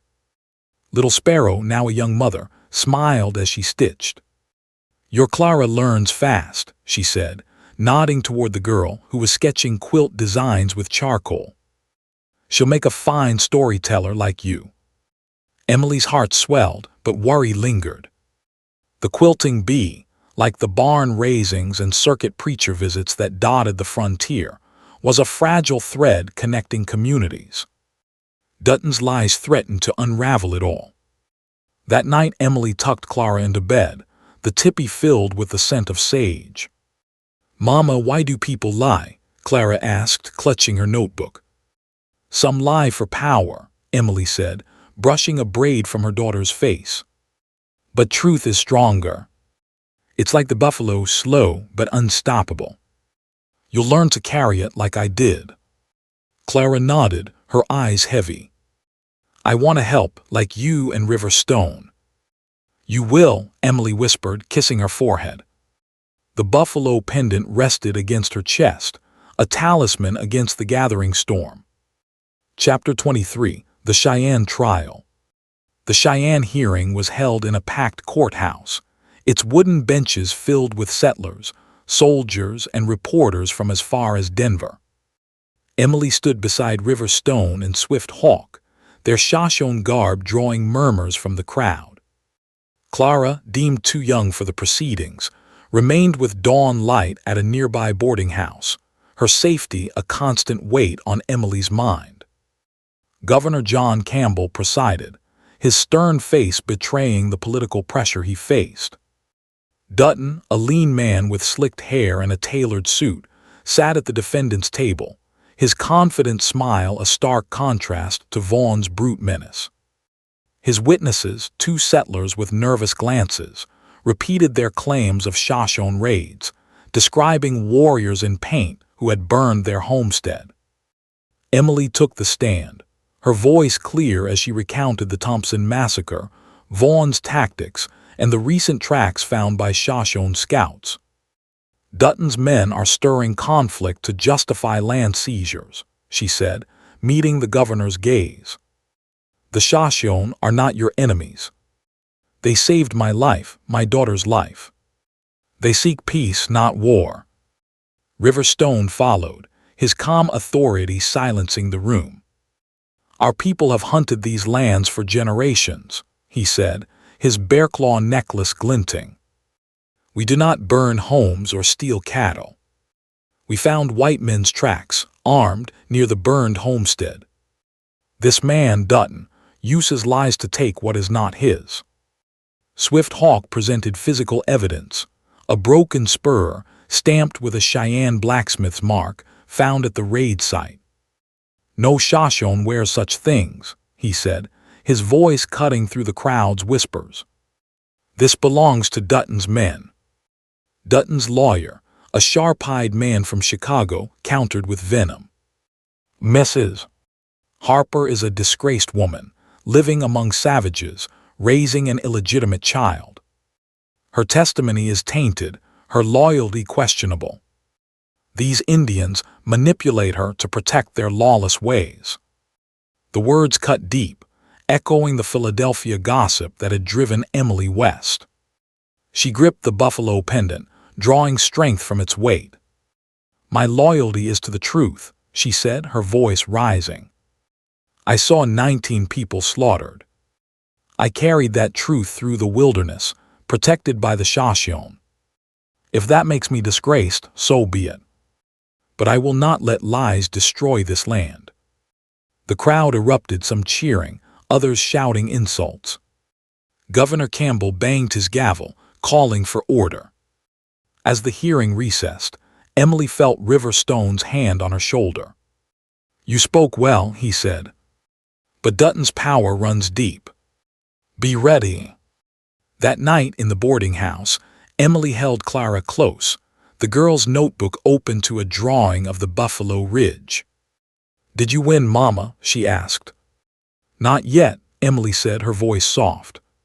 But we're fighting. That's what matters. Chapter 24. The Conspiracy Unraveled.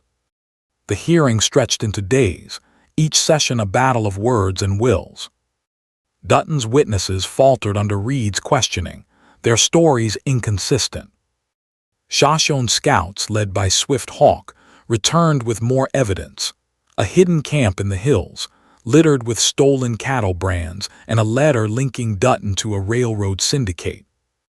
The letter, written in cipher, was decoded by a Fort Hall telegraph operator, revealing plans to incite a Shoshone uprising, to justify military intervention and land seizures. Emily presented the findings, her voice trembling with outrage. This is not just about one man, she said. It's about greed that pits neighbor against neighbor, white against native. The Shoshone have shown restraint, even when provoked. Will you let Dutton's lies tear Wyoming apart? The crowd's mood shifted, settlers whispering of their own suspicions, raids that felt too convenient, losses that enriched distant investors. Governor Campbell, sensing the tide, ordered Dutton's arrest, pending a full investigation. As soldiers led him away, Dutton's polished facade cracked, his eyes locking on Emily with a venom that chilled her. "You think you've won," he hissed. "This territory's bigger than you. Truth doesn't last long out here." River Stone stepped forward, his presence a quiet shield. "Truth is like the river," he said. "It carves through stone, given time." The hearing's outcome sent ripples across Wyoming. Newspapers, from the Cheyenne Leader to the San Francisco Chronicle, hailed Emily as the voice of the frontier, though some branded her a troublemaker. The governor, under pressure to maintain order, expanded protections for Shoshone lands, a rare victory in an era of broken treaties. Yet Emily knew the fight was far from over. Dutton's syndicate had deep roots, and prejudice lingered like a stubborn weed. Chapter 25, A Legacy Forged. By 1880, the Shoshone village had become a model of coexistence, its school teaching Shoshone and English, its trading post a hub for settlers and natives alike. Emily, now 36, had gray streaks in her hair, her face lined by years of struggle and triumph. Clara, at 14, was a force of her own, her stories published in a Cheyenne literary journal, blending Shoshone legends with tales of frontier life. She wore the buffalo pendant with pride, a symbol of her dual heritage. River Stone, nearing 60, had slowed, his hands trembling as he mixed herbs, but his wisdom remained a beacon. One evening, as the village prepared for a barn raising, a settler tradition adopted by the Shoshone, complete with fiddles and Shoshone drums, he took Emily aside. "You've built a bridge," he said, gesturing to the laughter of children, Shoshone and settler, chasing hoops across the grass. "Clara will carry it higher."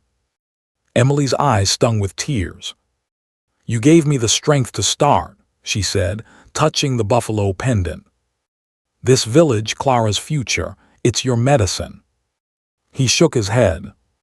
"It's ours. Two worlds not divided but one." The barn raising was a celebration of unity, its rafters raised by hands of every color, its feast a blend of Shoshone venison and settler cornbread. Clara read a story to the crowd, her voice clear and confident, weaving the tale of a buffalo spirit that guided a lost traveler to safety. Emily watched, her heart full, knowing her daughter would carry the truth further than she ever could. As Wyoming moved toward statehood in 1890, Emily stood before the Territorial Assembly once more, Clara now a young woman at her side. "Truth is medicine," she said, her words a refrain across the decades.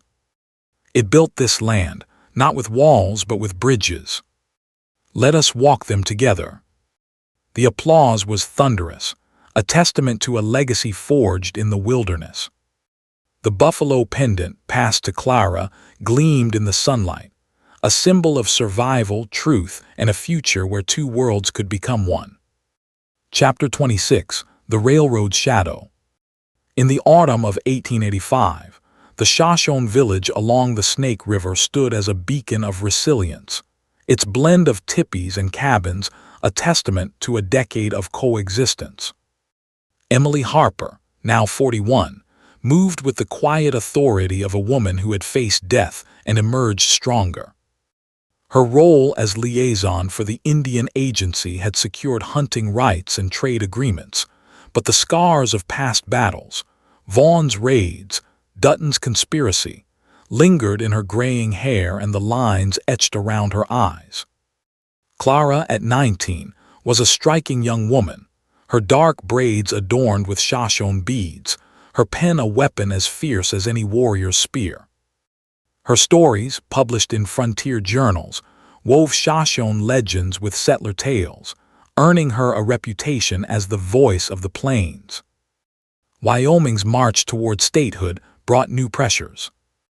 The Union Pacific Railroad, hungry for land, eyed the fertile valleys where the Shoshone hunted. Wyoming's 1869 women's suffrage law, a pioneering step, had empowered women like Emily to vote and speak, but it did little to curb the greed of tycoons who saw native lands as obstacles to progress. The village trading post, bustling with merchants and settlers, was a fragile bridge in a territory divided by ambition. One crisp October morning, as Emily prepared for a county fair, a frontier tradition of livestock shows and pie contests, echoing the harvest festivals of her Pennsylvania youth, dawn light arrived, her silver cross glinting against her deerskin dress. "Trouble comes," she said, handing Emily a telegram from Samuel Pierce.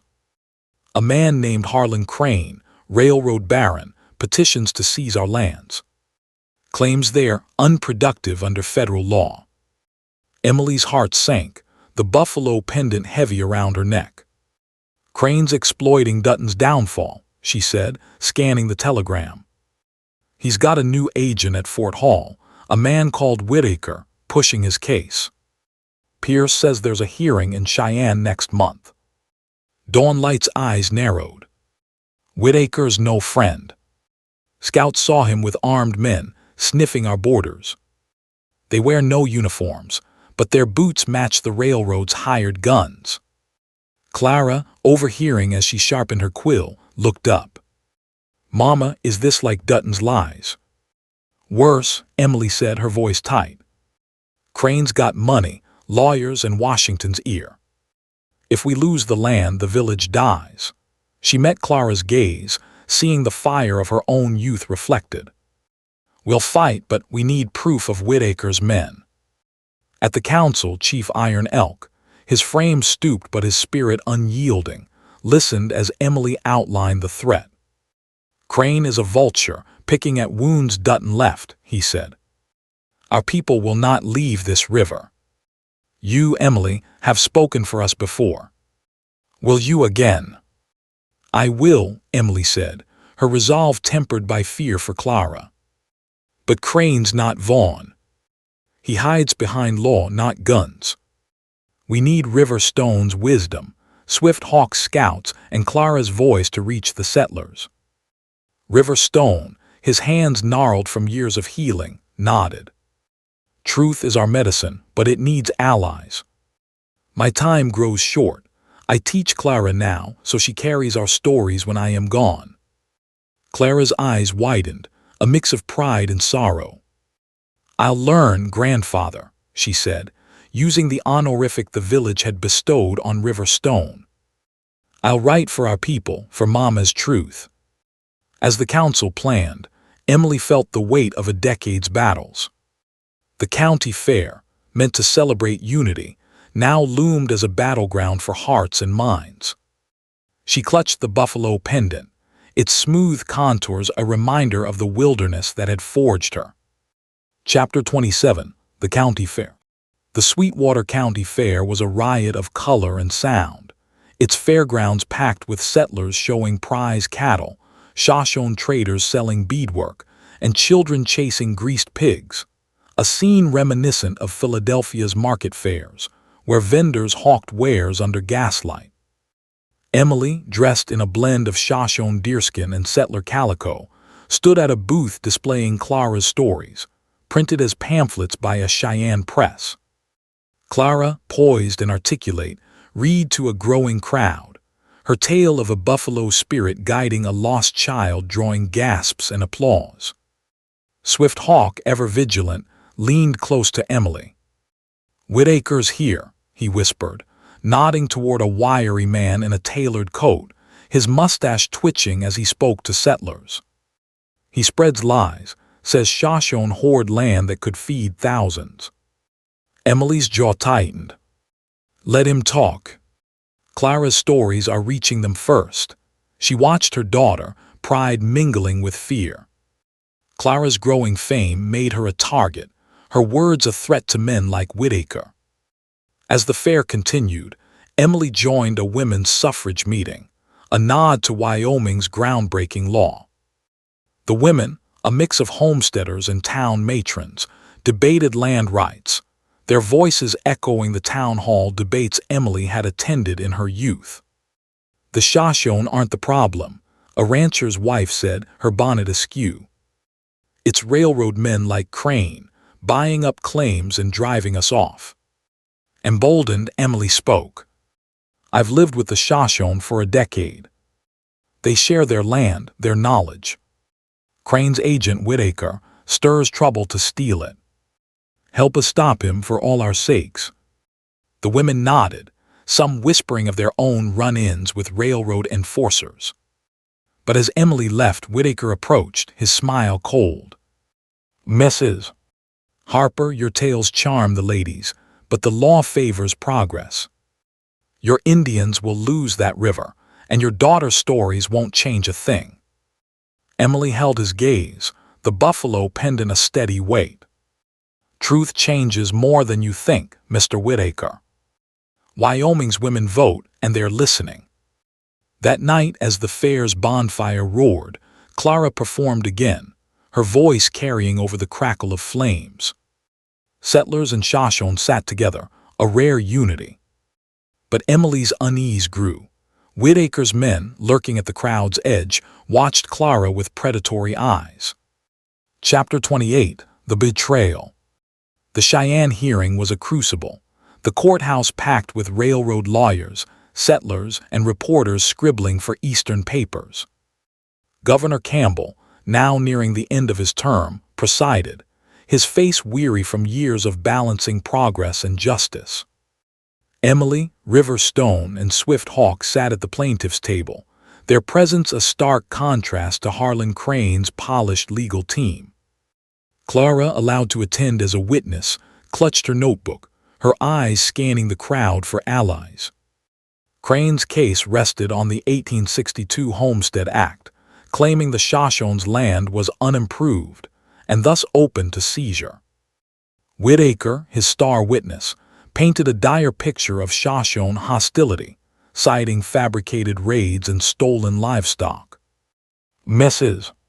Harper, he sneered, is a misguided woman swayed by savages. Her testimony is unreliable, her motives suspect. Emily took the stand, her voice steady despite the courtroom's heat. 10 years ago, I survived a massacre orchestrated by Caleb Vaughn, who blamed the Shoshone for his crimes. I've seen the same lies repeated, by Dutton, now by Crane. The Shoshone saved my life, my daughter's life. Their village is a model of peace, not a threat. Whitaker's men stage raids to justify this land grab. River Stone followed, his bear claw necklace a silent rebuke to Whitaker's scorn. Our people have lived by the Snake River since the stars were young, he said, his voice resonant. We share our bounty, teach our ways. Crane's men burn homes, steal cattle, and call us savages. We bring proof, tracks, spurs, letters. Swift Hawk presented the evidence, including a ledger found in Whitaker's camp, detailing payments to hired guns. The crowd murmured, reporters scribbling furiously. But Crane's lawyer countered with a bombshell, a letter, purportedly from Pierce, admitting he'd inflated Shoshone contributions to secure funding. Your trusted agent betrays you, the lawyer said, brandishing the forgery. Mrs. Harper's crusade is built on lies. Emily's heart plummeted. Pierce in the gallery shook his head, his face pale. The betrayal, if true, threatened everything. As the hearing recessed, she confronted him outside. Samuel, tell me it's not true, she pleaded. It's a fake, Pierce said, his voice hoarse. Crane's men must have planted it. I've never taken a dime. But proving it will take time, and Crane's counting on that. Clara, overhearing, gripped her mother's hand. Mama, we can't let them win. I'll write the truth, get it to every paper. Emily nodded, her resolve hardening. We'll fight, Clara. Together. Chapter 29, The Voice of the Plains. The hearing's final days were a maelstrom of accusations and counterclaims. Emily and Pierce worked tirelessly, uncovering a paper trail linking Whitaker to Crane's syndicate.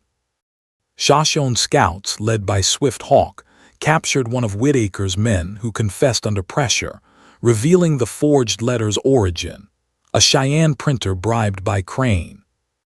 The evidence, presented in a dramatic courtroom moment, turned the tide. Clara's pamphlets, distributed across Wyoming, fueled public outrage. Her latest story, The River's Truth, recounted the Shoshone's resilience and Emily's decade-long fight, its words printed in the Cheyenne Leader and beyond. Settlers, moved by her prose, rallied at the courthouse, their signs echoing Wyoming's suffrage spirit, truth votes. Governor Campbell, swayed by the evidence and public pressure, ruled in the Shoshone's favor, affirming their land rights and ordering Crane's arrest for fraud. Whitaker, exposed, fled, only to be caught by Reed's cavalry. As the gavel fell, Emily embraced Clara, tears mingling with relief. River Stone, his eyes bright despite his frailty, placed a hand on their shoulders. "The buffalo spirit guided you," he said. "Truth carved the path." Outside, the crowd cheered, women waving suffrage banners, settlers shaking hands with Shoshone warriors. But Emily knew the victory was fragile. Crane's syndicate would regroup, and prejudice would persist. As she and Clara returned to the village, the buffalo pendant gleamed, a symbol of endurance. Chapter 30, The Final Teaching. In 1890, as Wyoming celebrated statehood, the Shoshone village thrived, its school now a regional model, its fields yielding crops shared with settler neighbors. Emily, at 46, was a revered elder, her hair fully gray, her voice a cornerstone of community councils. Clara, 24, had become a journalist, her columns syndicated across the West, advocating for native rights and women's equality. She wore the buffalo pendant, passed to her on her 21st birthday, its legacy a guiding star. River Stone, now frail, called Emily and Clara to his tipi one spring evening, the air thick with sage. "My time nears," he said, his voice soft but clear. "I pass my medicine to you, Clara. Not just herbs, but stories, truth that heals." He handed her a small pouch, filled with sacred plants and a new carving, a buffalo etched with stars. "Carry it for both worlds." Clara's eyes brimmed with tears. "I'll make you proud, grandfather." "You already do," he said, smiling. To Emily he added, "You built the bridge. Clara walks it. The river flows stronger for it." Weeks later, River Stone passed, his funeral a blend of Shoshone chants and settler hymns, reflecting the village's unity. Emily and Clara stood by his grave, the Buffalo Ridge looming in the distance. "He taught us truth is medicine," Emily said, her voice steady. "We'll carry it always." Clara nodded, her notebook open to a new story. For him, for us, for Wyoming. As the 20th century dawned, Emily and Clara stood at a statehood celebration, the village children, Shoshone and settler, dancing under a Wyoming sky. The buffalo pendant, now Clara's, shone in the sunlight, a testament to a wilderness that had forged a family, a community, and a legacy of truth that would echo through generations. Chapter 31, The Threat of Assimilation. The summer of 1892 brought a restless energy to the Shoshone village along the Snake River, its fields blooming with corn and its schoolhouse ringing with the laughter of children learning in both Shoshone and English. Emily Harper, now 48, stood at the village's edge, her gray hair braided with beads gifted by dawn light, her eyes tracing the Buffalo Ridge that had once marked her salvation. The buffalo pendant, now worn by Clara, gleamed in the sunlight, a symbol of a legacy forged through a decade of struggle.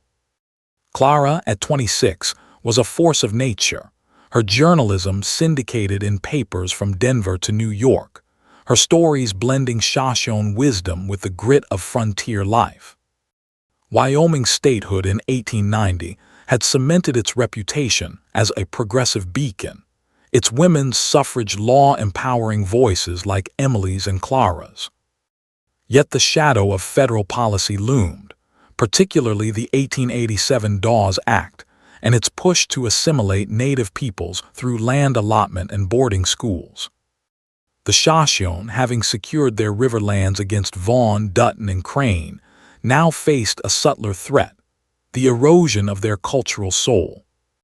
One August morning, as Emily prepared for a women's literary society meeting, a frontier echo of Philadelphia's book clubs, where women debated Dickens and shared poetry, Swift Hawk arrived, his weathered face grim.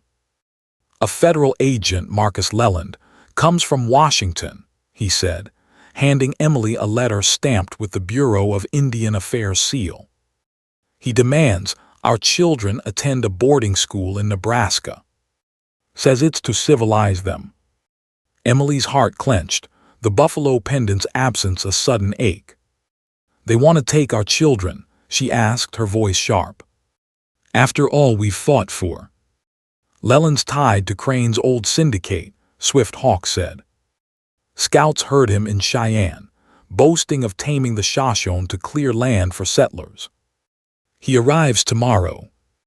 Clara, overhearing as she proofread a manuscript, stood, her eyes blazing.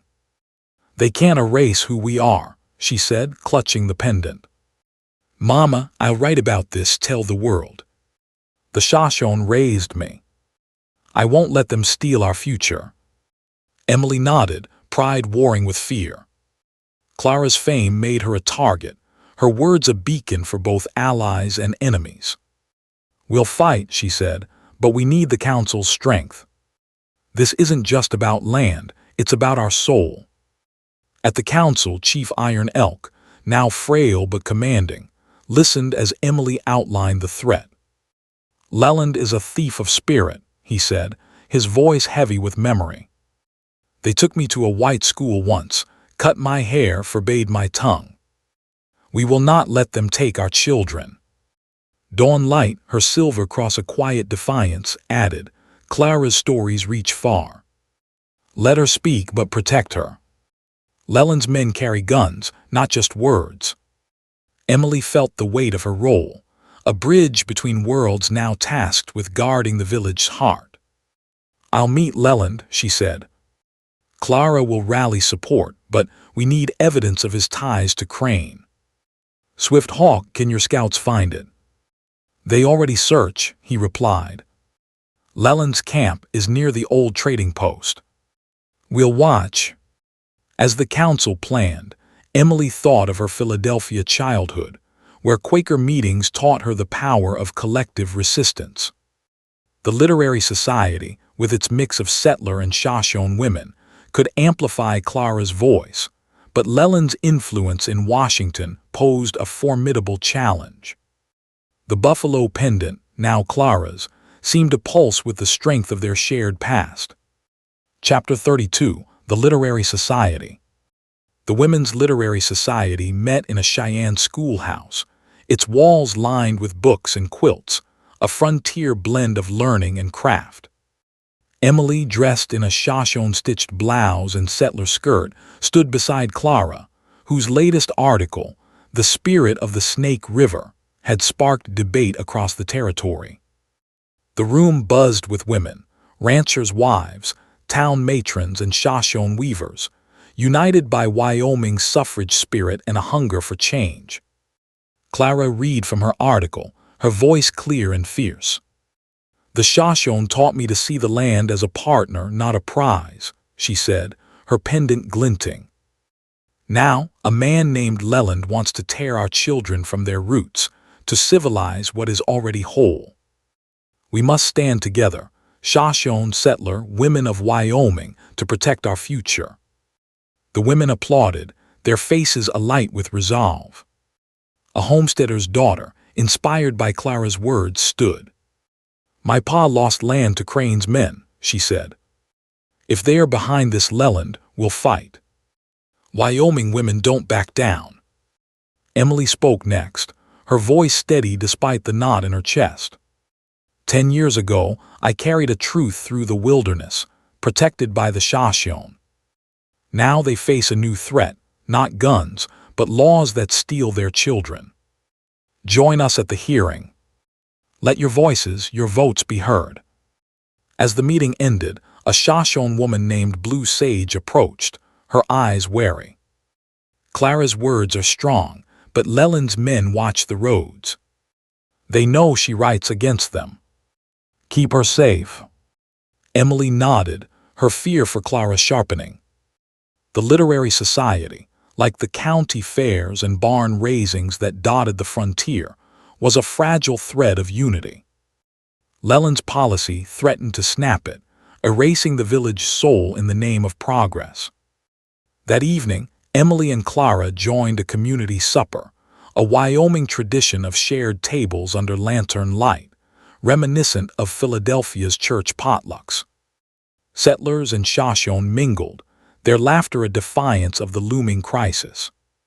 But as Emily watched Clara charm the crowd with a story, she noticed a stranger at the edge, a man with a scarred cheek, his eyes fixed on her daughter. Her hand instinctively reached for the absent pendant, dread coiling in her gut. Chapter 33, The Agent's Gambit. Marcus Leland arrived at the Shoshone village with a small entourage, his tailored suit and clipped speech a stark contrast to the river's wild beauty. Emily, flanked by Iron Elk and Swift Hawk, met him at the council fire, her heart pounding with the memory of past betrayals, Vaughan's raids, Dutton's lies, Crane's fraud. Clara, tasked with documenting the meeting, stood nearby, her notebook open, the buffalo penned in a quiet shield. Mrs. Harper, Leland began, his smile thin. I admire your work, but the federal government has a duty to educate Native children. The Carlisle Indian School in Nebraska will teach them English, trades, Christianity, tools for a modern world. Emily's voice was cold. You mean to strip them of their language, their stories, their spirit. The Shoshone school here teaches both worlds, English and Shoshone, trade and tradition. Your policy destroys, not builds.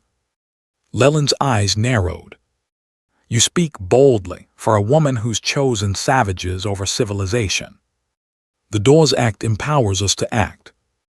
Refuse, and the army will enforce compliance. Iron Elk stood, his presence commanding. We are not savages. Our children learn by the river, under the stars.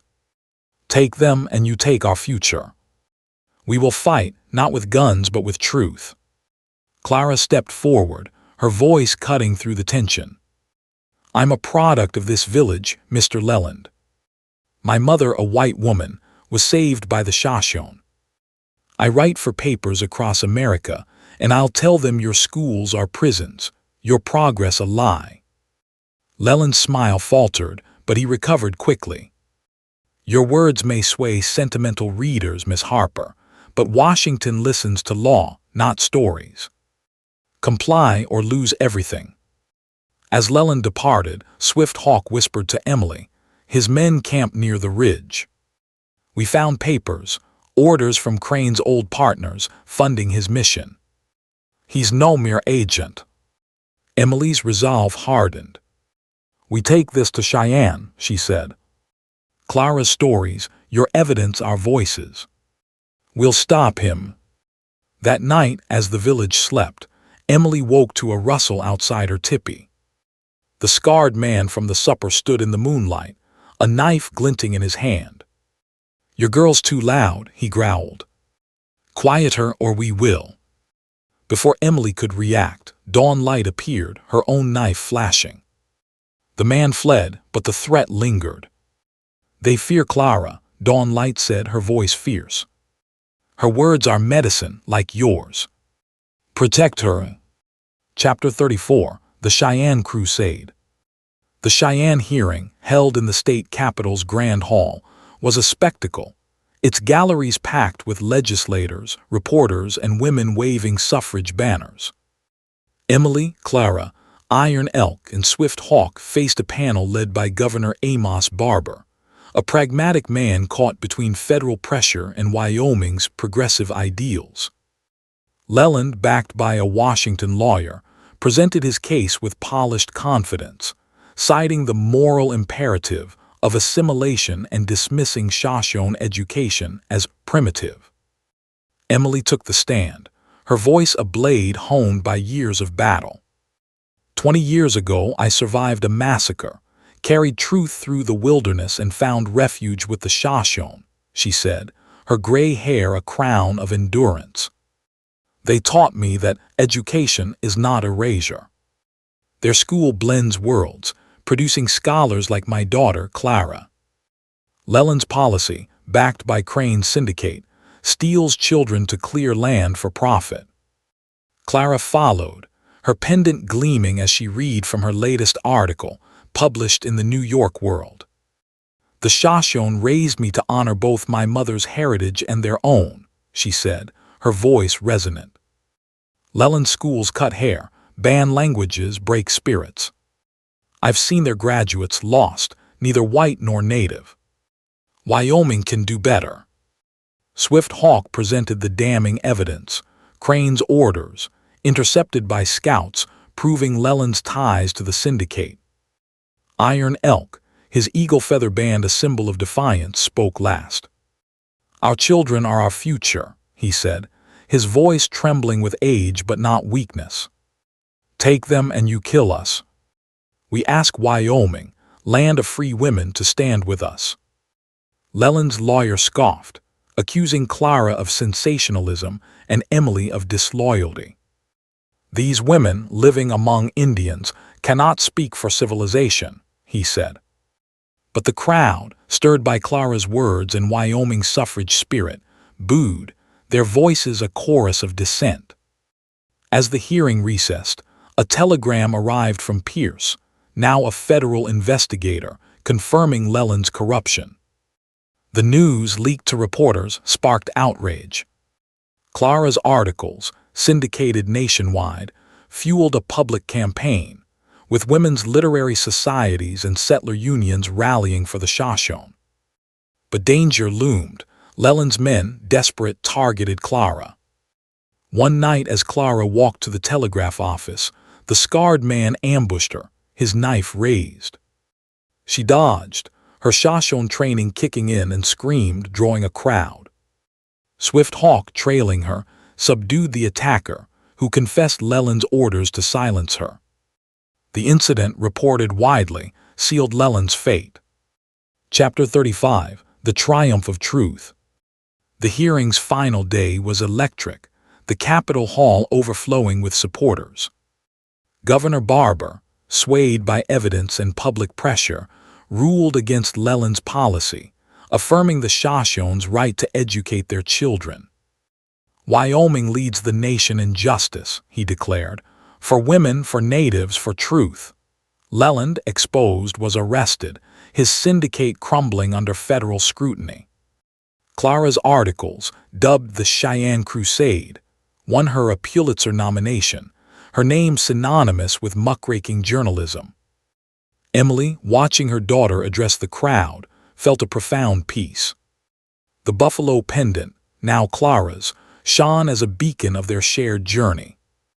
Back at the village, a statehood anniversary festival united Shoshone and settlers, its bonfires and fiddles echoing the county fairs of Emily's past. Clara, now 30, read a new story, The River's Children, weaving the Shoshone's resilience with Wyoming's progressive spirit. Emily, her hair silver, stood beside Iron Elk, whose smile reflected a hard-won victory. River Stone would be proud, Emily said, her voice soft. He taught us truth is medicine. Iron Elk nodded, his eyes on the children dancing under the stars. Clara carries it now. Two worlds not divided but one. In 1900, Emily, at 56, retired as liaison, passing the role to Clara, whose journalism had shaped national policy. The Shoshone village, now a town named River Bend, thrived, its school a model for Native education. Emily, sitting by the Snake River, watched Clara teach a new generation, the buffalo pendant a constant in her daughter's hand. "Truth carved this land," Emily murmured, the ridge looming in the distance. "Clara will carve further." As the river flowed, its song a hymn to endurance, Emily closed her eyes, knowing the wilderness had forged a legacy that would endure through the ages. Chapter 36. The Spectacle of Exploitation. In the spring of 1905, the Shoshone village of River Bend thrived as a beacon of harmony, its schoolhouse and trading post drawing visitors from across Wyoming's newly minted state. Emily Harper, now 61, walked with a slight limp, her silver hair braided with Shoshone beads, her eyes still sharp with the fire that had carried her through the wilderness decades ago. The buffalo pendant, passed to Clara, hung around her daughter's neck, a symbol of their shared legacy. Clara, at 38, was a national figure, her muckraking journalism exposing corruption from Chicago to Washington, D.C., her speeches rallying women's clubs and Native advocates alike. The progressive era brought reform, temperance campaigns, labor rights and women's suffrage spreading nationwide, but also new threats. Wild West shows, like Buffalo Bill Cody's extravaganzas, captivated audiences with romanticized tales of the frontier, often casting Native peoples as savages for profit. River Bend, with its blend of Shoshone and settler cultures, stood apart, but its success drew envious eyes. One April morning, as Emily helped organize a temperance rally, a Wyoming staple, echoing the church socials of her Philadelphia youth, Swift Hawk, now gray but unbowed, arrived with a crumpled poster. "This came from Cheyenne," he said, his voice tight. "A Wild West show, led by a man named Senator Victor Grayson, plans to feature Shoshone warriors. They claim it honors us, but it's a lie." Emily studied the poster, its garish colors depicting savage Shoshone attacking wagon trains. Her stomach churned, the memory of Vaughn's false raids resurfacing. "Grayson's no showman," she said. "He's a senator, tied to Crane's old syndicate. This shows a scheme to discredit us, make us seem like relics to justify taking our land."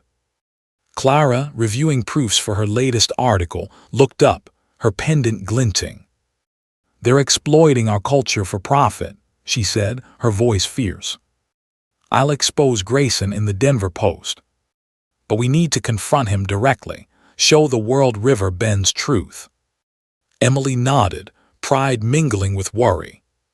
Clara's fame made her a lightning rod, her words a threat to men like Grayson.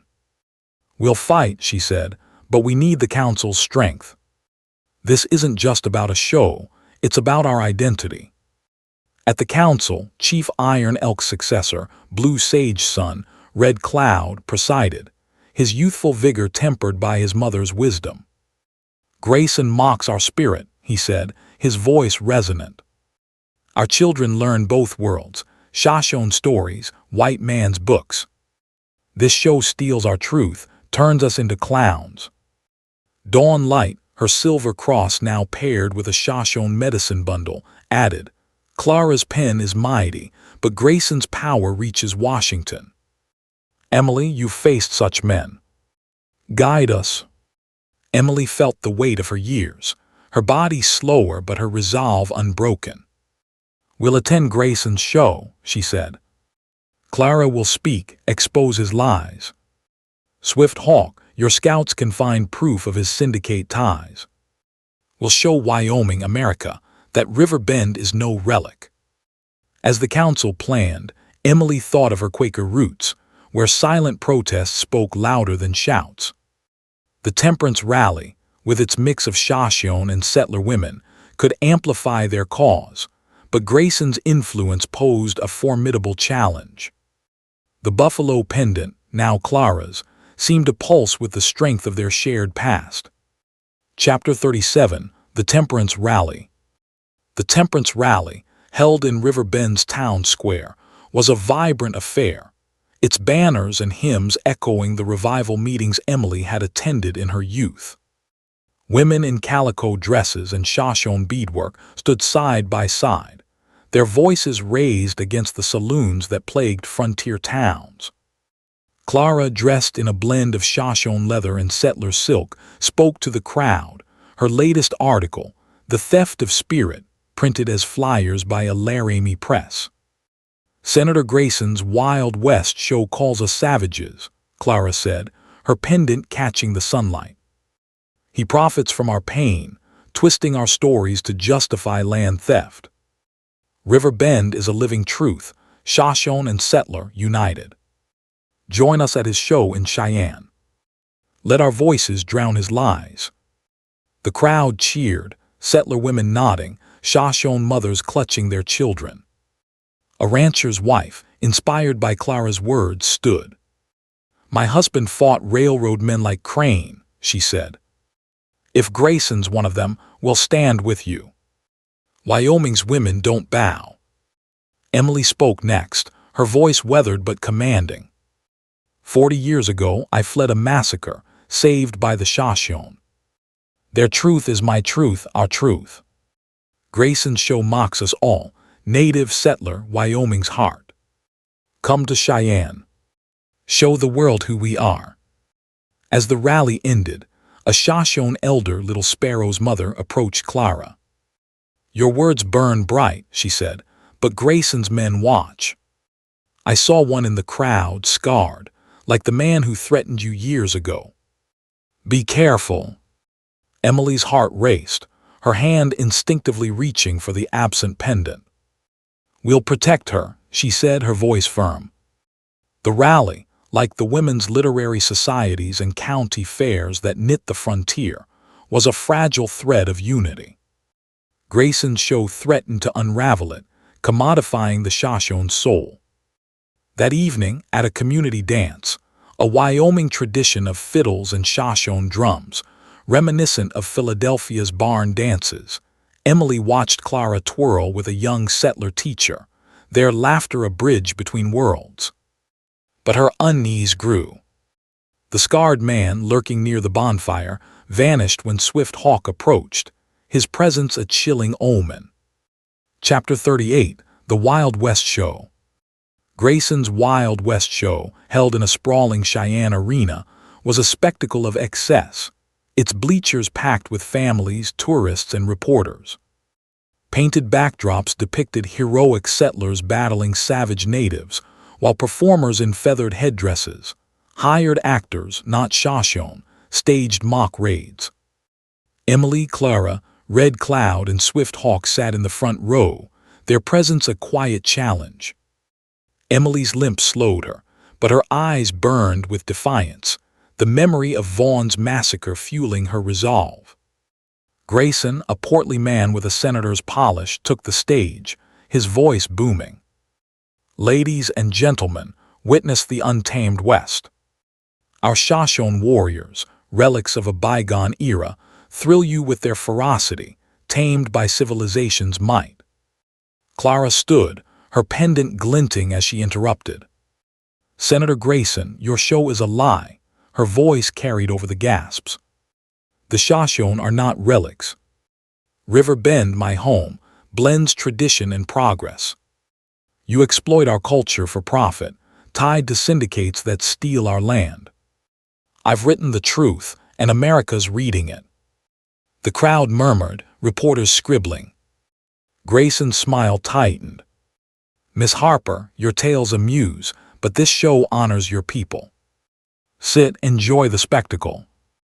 Emily rose, her voice cutting through the din. I survived a massacre 40 years ago, Senator, blamed on the Shoshone by men like your backers. River Bend is our truth, living, thriving, united. Your show mocks us all, native and settler alike. Red Cloud spoke, his Shoshone garb a stark contrast to Grayson's suit. Our children learn by the river, not in your cages. We are Wyoming's heart, not your clowns. Swift Hawk presented evidence, a ledger found in Grayson's camp, linking him to Crane's syndicate, with payments for cultural exhibitions to undermine native rights. "This is no honor," he said. "It's theft." The crowd erupted, some cheering, others shouting. Grayson's composure cracked, his eyes darting to a scarred man in the wings, the same from River Bend. As security escorted Emily's group out, Clara whispered, "He's scared." "We've got him." That night in a Cheyenne boarding house, Emily held Clara close, the threat of Grayson's men looming. "You were fearless," she said, her voice thick. "But they'll come for you." "Let them," Clara said, her pendant a steady weight. Truths louder than their lies. Chapter 39. The Senator's Vendetta. Grayson's retaliation was swift. His allies in Washington pushed a bill to reclassify Shoshone lands as public domain, citing the show's evidence of their backwardness. In Cheyenne, his men spread rumors, calling Clara a radical agitator and Emily a traitor. The Cheyenne leader, swayed by Grayson's bribes, printed a scathing editorial questioning Clara's motives. Emily, her body aching with age, rallied the women's clubs, their meetings a frontier echo of Philadelphia's suffrage salons. "Grayson's bill threatens us all," she told a packed hall. "If he takes Shoshone land, settler farms are next. Stand with us for Wyoming's soul." Clara, undeterred, published a series in the Chicago Tribune, The Wild West's True Face, exposing Grayson's syndicate ties and the show's exploitation. Her words sparked protests, with women's clubs and native groups picketing Grayson's shows. But danger followed. One night, as Clara returned from a telegraph office, the scarred man ambushed her, his pistol gleaming. "Your pen's done enough," he growled. Swift Hawk, ever her shadow, tackled him, the fight ending with the man bound and confessing Grayson's orders to silence the girl. The incident, reported nationwide, turned public opinion. The New York Times hailed Clara as Wyoming's conscience, her pendant a symbol of resistance. Emily, watching the tide shift, felt her mortality keenly. "I won't always be here," she told Clara, her voice soft. "But you're carrying the truth now for both worlds." Clara's eyes brimmed. "You taught me how, Mama. I'll never stop." Chapter 40. The Legacy Endures. In 1915, as the progressive era peaked, River Bend hosted a centennial festival, celebrating Wyoming's statehood and the village's enduring unity.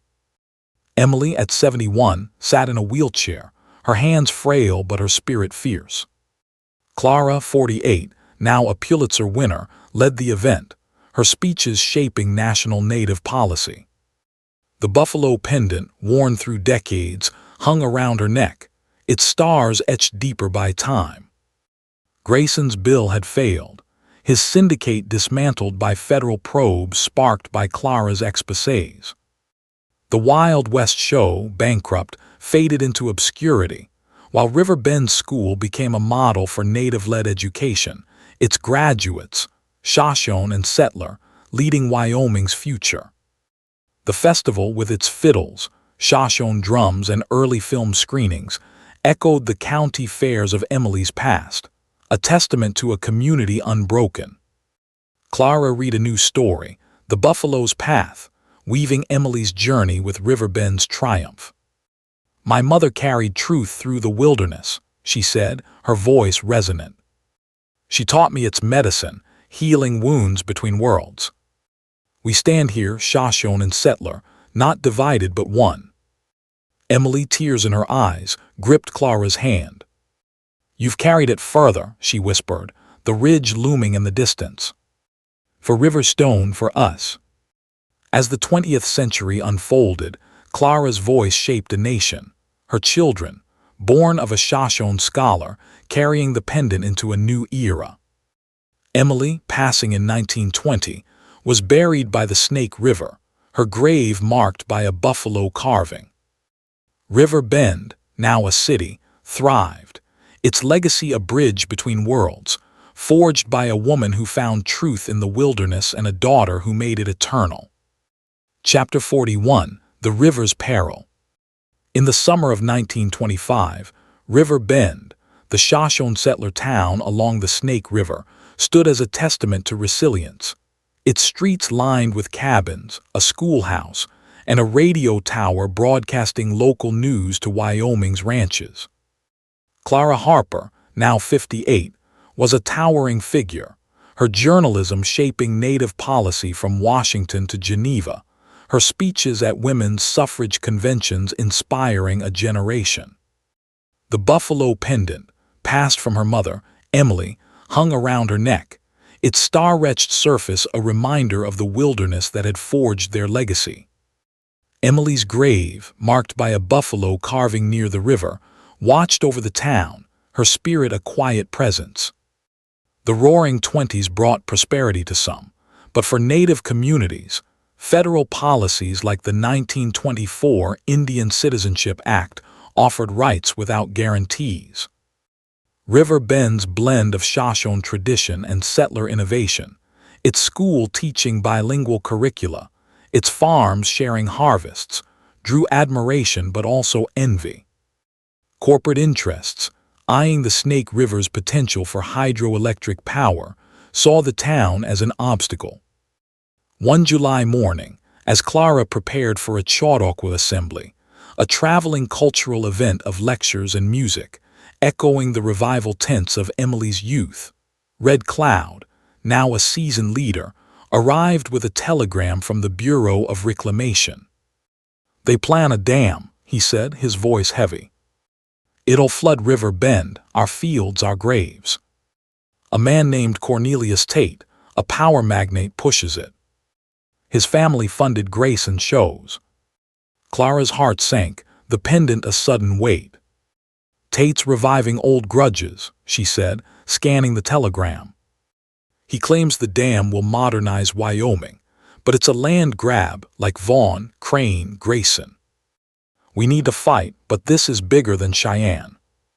Red Cloud's son, Swift Wind, a young lawyer trained at the town's school, added, "Tate's got a senator in his pocket pushing the dam through Congress. They call it progress, but it drowns our home." Clara gripped her pen, her mother's resolve echoing in her veins. "I'll write," she said. "The New York Times, Chicago Tribune, every paper will know. But we need a public fight, at the Chautauqua in Washington. River Bend's truth must drown Tate's lies." At the council, elders and settlers gathered, their faces a mosaic of worry and defiance. Blue Sage, now stooped but fierce, spoke. "Emily carried truth through the wilderness. Clara, you carry it now. Save our river, our spirit." Clara felt her mother's presence, the buffalo pendant pulsing with memory. "We'll rally Wyoming, America," she said. "Swift Wind, your scouts can find Tate's plans. Red Cloud, lead the town. I'll take our story to the world." As the council planned, Clara thought of Emily's Quaker roots, where quiet resistance toppled giants. The Chautauqua, with its mix of Shoshone storytellers and settler poets, could amplify their cause, but Tate's influence in Washington was a formidable foe. The pendant, warm against her skin, anchored her resolve. Chapter 42. The Chautauqua Stage. The Chautauqua Assembly, held in a sprawling Cheyenne meadow, was a carnival of ideas, its tents hosting lectures on science, literature, and reform, a modern echo of the county fairs Emily had loved. Clara, dressed in a Shoshone beaded suit, stood at a podium, her latest article, "The River's Cry," printed as flyers by a Denver press. The crowd, ranchers, suffragists, Shoshone weavers, listened, their faces alight with curiosity. "River Bend is Wyoming's heart," Clara said, her pendant catching the sunlight. "For 60 years, Shoshone and settler have built a home blending worlds. Now Cornelius Tate's dam threatens to drown us, erasing our graves, our stories, for profit. He revives the lies of men like Vaughn, who blamed my people for his crimes. Join us in Washington. Save our river, our truth. The crowd roared, settler women waving suffrage banners, Shoshone elders nodding. A young teacher, inspired by Clara's words, stood. "My students read your stories," she said. "If Tate floods River Bend, he floods Wyoming's soul. We'll march with you." Swift Wind beside Clara whispered, "Tate's men are here. One's got a scar like Grayson's thug. They're watching you." Clara's pulse quickened, but she held her ground. "Let them watch," she said. "Truth's louder than their threats." She thought of Emily's courage, facing Vaughn's raiders, and felt her mother's strength flow through her. As the assembly ended, a women's suffrage convention joined the cause, their meeting a frontier echo of Philadelphia's activist salons. "River Bend's fight is ours," a suffragist said, her hat adorned with Wyoming's equality star. "We'll rally voters, pressure Congress. Tate won't win." That evening, at a radio broadcast, a new medium sweeping the nation, Clara spoke to thousands, her voice crackling across Wyoming's airwaves. "The Snake River is our lifeblood," she said. "Tate's dam is theft, not progress. Stand with River Bend for truth." Listeners from Casper to Chicago wrote letters, their support a growing tide. But danger loomed. As Clara left the radio station, the scarred man appeared, his eyes cold. "You're stirring trouble, lady," he growled, a pistol glinting. Before he could act, Swift Wind tackled him, the crowd dispersing the thug. "Tate's desperate," Swift Wind said, binding the man. "He knows you're winning." Chapter 43, The Washington Battle. The Washington hearing, held in a Senate chamber in 1926, was a crucible, its marble halls packed with legislators, reporters, and native delegates. Clara, Red Cloud, and Swift Wind faced a committee chaired by Senator Charles Curtis, a Kaw Nation member sympathetic to native rights. Cornelius Tate, a hulking man with a magnate's swagger, sat with his lawyers, his confidence masking a flicker of fear. Emily's grave, though miles away, felt near, her legacy fueling Clara's resolve. Tate's case rested on public need, claiming the dam would power Wyoming's growth. "River Bend's a quaint village," he said, his voice smooth, "but progress demands sacrifice. The Shoshone can relocate, as they've done before." Clara took the stand, her pendant a beacon in the chamber's gloom. "River Bend is no mere village," she said, her voice resonant. "It's a living truth, built by my mother, Emily Harper, who survived a massacre 60 years ago, saved by the Shoshone. We've faced liars, Vaughn, Crane, Grayson, all defeated by truth. Tate's dam, backed by their syndicate, drowns our home, our graves, for profit. My articles prove his corruption, and America's listening." Red Cloud spoke, his Shoshone garb a quiet rebuke. "Our river is our mother," he said. "Flood it and you kill our spirit. We've shared our land, taught our ways. Tate offers nothing but greed." Swift Wind presented evidence, blueprints, intercepted by scouts, showing Tate's plan to divert water to corporate farms, not public grids. A ledger linked him to Grayson's syndicate with payments for land clearance. "This is theft," Swift Wind said, "cloaked in progress." Tate's lawyer countered, accusing Clara of hysterical activism and the Shoshone of resisting civilization. But Clara's articles, syndicated in the Washington Post, had sparked protests, with women's clubs, native groups, and Wyoming voters flooding Congress with letters. The scarred man's confession, aired on radio, sealed Tate's fate, exposing his hired thugs. As the hearing recessed, Tate approached Clara, his eyes venomous. "You're your mother's daughter," he hissed. She cost us millions. You'll pay. Clara held his gaze, the pendant warm against her chest. Truth's costlier, Mr. Tate. You're learning that. Chapter 44, The River's Victory. The hearing's final day was electric, the chamber overflowing with supporters. Senator Curtis, swayed by evidence and public outcry, ruled against the dam, affirming River Bend's rights. Wyoming's legacy is unity, he declared, not exploitation. The Snake River stays free. Tate, exposed, faced federal charges, his syndicate crumbling under scrutiny. Clara's campaign, dubbed the River's Stand, won her international acclaim, her pendant a symbol of resistance. Radio stations broadcast her speeches, and early films documented River Bend's triumph, screening in theaters from Seattle to Boston. Wyoming's women, empowered by suffrage, led marches, their banners echoing Clara's words, "Truth is medicine." Back at River Bend, a 1927 festival celebrated the victory, its bonfires and radio tunes a modern echo of Emily's county fairs. Clara, now 60, read a new story, The River's Heart, weaving her mother's journey with the town's endurance. Emily Harper taught me truth heals, she said, her voice carrying over the crowd. River Bend proves it, Shoshone and Settler won. Swift Wind, now a state legislator, stood beside her, his children, Shoshone-Settler hybrids, playing nearby. Your mother's bridge holds, he said.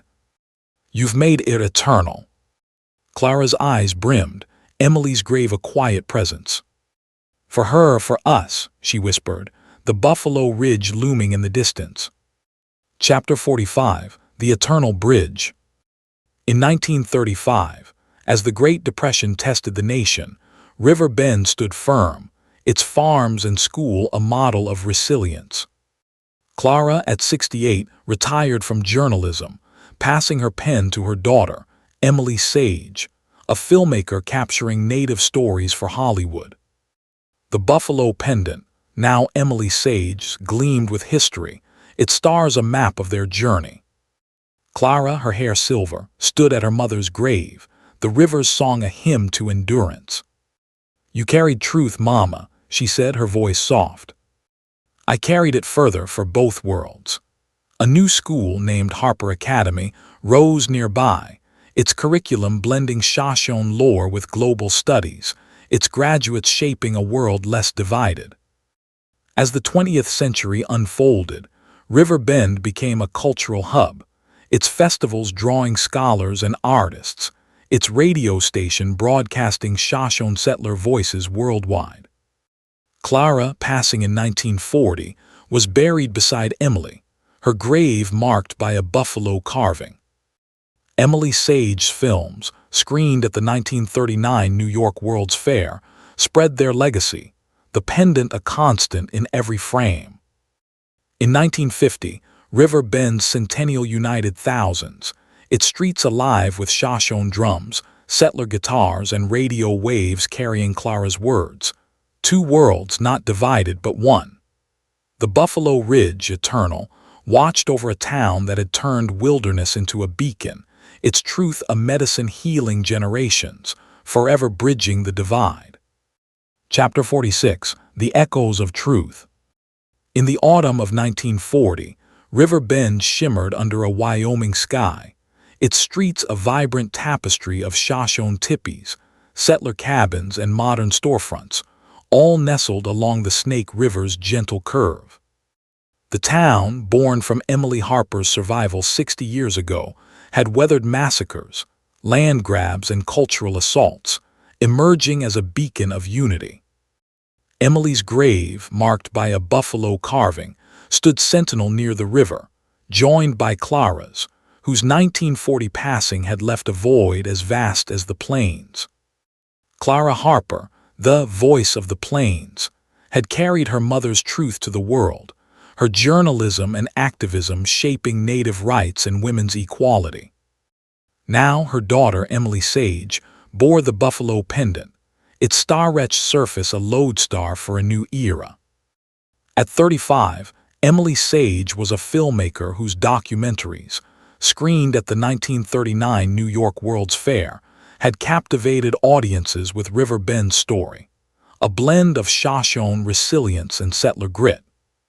Her latest project, a Hollywood feature, promised to immortalize her grandmother's journey, but the town faced a new shadow. The post-World War Roman II industrial boom had sparked a frenzy of development, with corporations eyeing the Snake River for factories and power plants.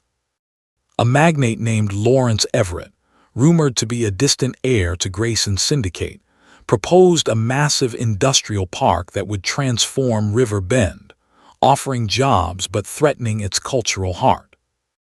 One crisp October morning, as Emily Sage prepared for a Chautauqua-style assembly, a 1940s revival of lectures and performances, echoing the cultural fairs of Clara's youth, Swift Wind, now a revered elder, arrived with a letter from the Bureau of Land Management. "Everett's plan is approved," he said, his voice heavy. "They'll pave our fields, divert the river. He claims it's for Wyoming's future, but it's theft like Tate's Dam." Emily Sage clutched the pendant, her mother's fire in her eyes. "They can't erase us," she said, her voice steady. "River Bend's story, grandmother's, mama's, is stronger than their machines. I'll take it to Hollywood, make a film that rallies the nation. But we need proof of Everett's ties to Grayson's old network." Swift Wind's daughter, Blue Star, a historian at Harper Academy, nodded. "Our archives have Grayson's ledgers, linking his syndicate to Everett's family. I'll dig deeper, but Everett's men are watching. They know your films hurt their kind." Emily Sage felt the weight of her lineage, her grandmother's courage and mother's words echoing in the pendant's warmth. "We'll fight," she said. "At the assembly, in Washington, on every screen. River Bend's truth will outlast their greed." At the town council, Shoshone elders and settler leaders gathered, their faces a blend of hope and fear. Red Cloud's grandson, River Hawk, a radio broadcaster, spoke. "Emily Sage, your films are our voice. My station will air your call to arms, but Everett's got Congress in his pocket. We need allies, suffragists, preservationists, the world." Emily Sage thought of Emily Harper's Quaker Roots, where quiet resolve toppled giants, and Clara's radio speeches, uniting thousands. The Chautauqua Assembly, with its mix of Shoshone dancers and settler poets, could ignite a movement, but Everett's influence loomed large. The pendant, warm against her chest, anchored her to the river's enduring song. Chapter 47, The Assembly's Call. The Chautauqua Assembly, held in River Bend's town square, was a kaleidoscope of culture, its tents hosting lectures on conservation, Shoshone storytelling, and jazz performances, a modern echo of the festivals Emily had cherished. Emily Sage, in a Shoshone beaded dress, stood at a podium, her latest documentary clip playing on a makeshift screen, its images of River Bend's river and graves drawing gasps from the crowd. "My grandmother, Emily Harper, survived a massacre in 1868, saved by the Shoshone," Emily Sage said, her pendant glinting. "My mother, Clara, carried that truth to the world, defeating liars who sought to steal this land. Now, Lawrence Everett's industrial park threatens to bury River Bend, our fields, our stories, our graves. He's tied to syndicates that have plagued us for decades. Join us in Washington, on every screen, to save our home." The crowd erupted, settler farmers clapping, Shoshone children waving handmade banners. A preservationist from Cheyenne, inspired by Emily Sage's film, stood. "River Bend's a national treasure," she said. "I've seen Everett's plans. They'll turn this valley into a factory wasteland. We'll rally Congress, the press, Hollywood." Blue Star, beside Emily Sage, whispered, "Everett's men are here. One's got a scar like Tate's thug. They're filming you, likely to twist your words. Emily Sage's pulse raced, but she held firm. Let them film, she said. Truth shines brighter than their lies. She thought of Clara's courage, facing Grayson's threats, and felt her mother's strength flow through her. As the assembly ended, a women's suffrage convention, now focused on cultural preservation, joined the cause, their meeting a 1940s echo of Wyoming's equality spirit. River Bend's fight is for all heritage, a suffragist said, her brooch shaped like Wyoming's star. Will Pressure Studios fund your film? Everett won't win. That evening, at a radio broadcast, Emily Sage spoke to millions, her voice crackling across America's airwaves. The Snake River is our soul, she said. Everett's factories are theft, not progress. Stand with Riverbend for truth. Listeners from Seattle to Boston sent telegrams, their support a swelling tide. But danger followed. As Emily Sage left the station, the scarred man appeared, his eyes cold. Your films are trouble, he growled, a knife glinting. Before he could strike, Riverhawk tackled him, the crowd dispersing the thug. Everett's scared, Riverhawk said, binding the man. Your voice is waking the nation. Chapter 48, The Washington Crossroads. The Washington hearing, held in a Senate chamber in 1941, was a crucible, its galleries packed with legislators, native leaders, and Hollywood producers drawn by Emily Sage's films. Clara's legacy loomed large, her articles framed on the walls of River Bend's library, her pendant a beacon around Emily Sage's neck. Swift Wind, now frail, sat beside her, his presence a link to Emily Harper's era. Red Cloud's great-granddaughter, Sage Moon, a lawyer, presented their case, facing a committee chaired by Senator Frances Bolton, a women's rights advocate. Lawrence Everett, a sleek magnate with a politician's charm, argued for industrial progress, claiming the park would employ thousands. River Bend's a quaint relic, he said, his voice smooth. Its time has passed. The river's power belongs to the future. Emily Sage took the stand, her pendant gleaming. River Bend is no relic, she said, her voice resonant. My grandmother survived a massacre, saved by the Shoshone. My mother defeated liars, Vaughn Crane Grayson, who sought to erase us. Everett's Park, backed by their syndicate, buries our home for profit. My films show our truth, and America's watching. Sage Moon presented evidence, ledgers, uncovered by Blue Star, linking Everett to Grayson's network, with contracts for land reclamation tied to factory profits. This is theft, she said, cloaked in progress. Swift Wind, his voice weak but clear, spoke last. The river is our mother, he said. Bury it and you bury Wyoming's heart. Emily Harper taught us truth is medicine. Let it heal now. Everett's lawyer accused Emily Sage of sentimental filmmaking and the Shoshone of resisting modernity. But her documentaries, screened in theaters nationwide, had sparked protests, with women's clubs, native coalitions, and Wyoming voters flooding Congress with petitions. The Scarred Man's confession, broadcast on radio, exposed Everett's hired enforcers, turning public opinion. As the hearing recessed, Everett approached Emily Sage, his eyes cold. You're Clara's spawn, he hissed. She cost us everything. You'll regret this.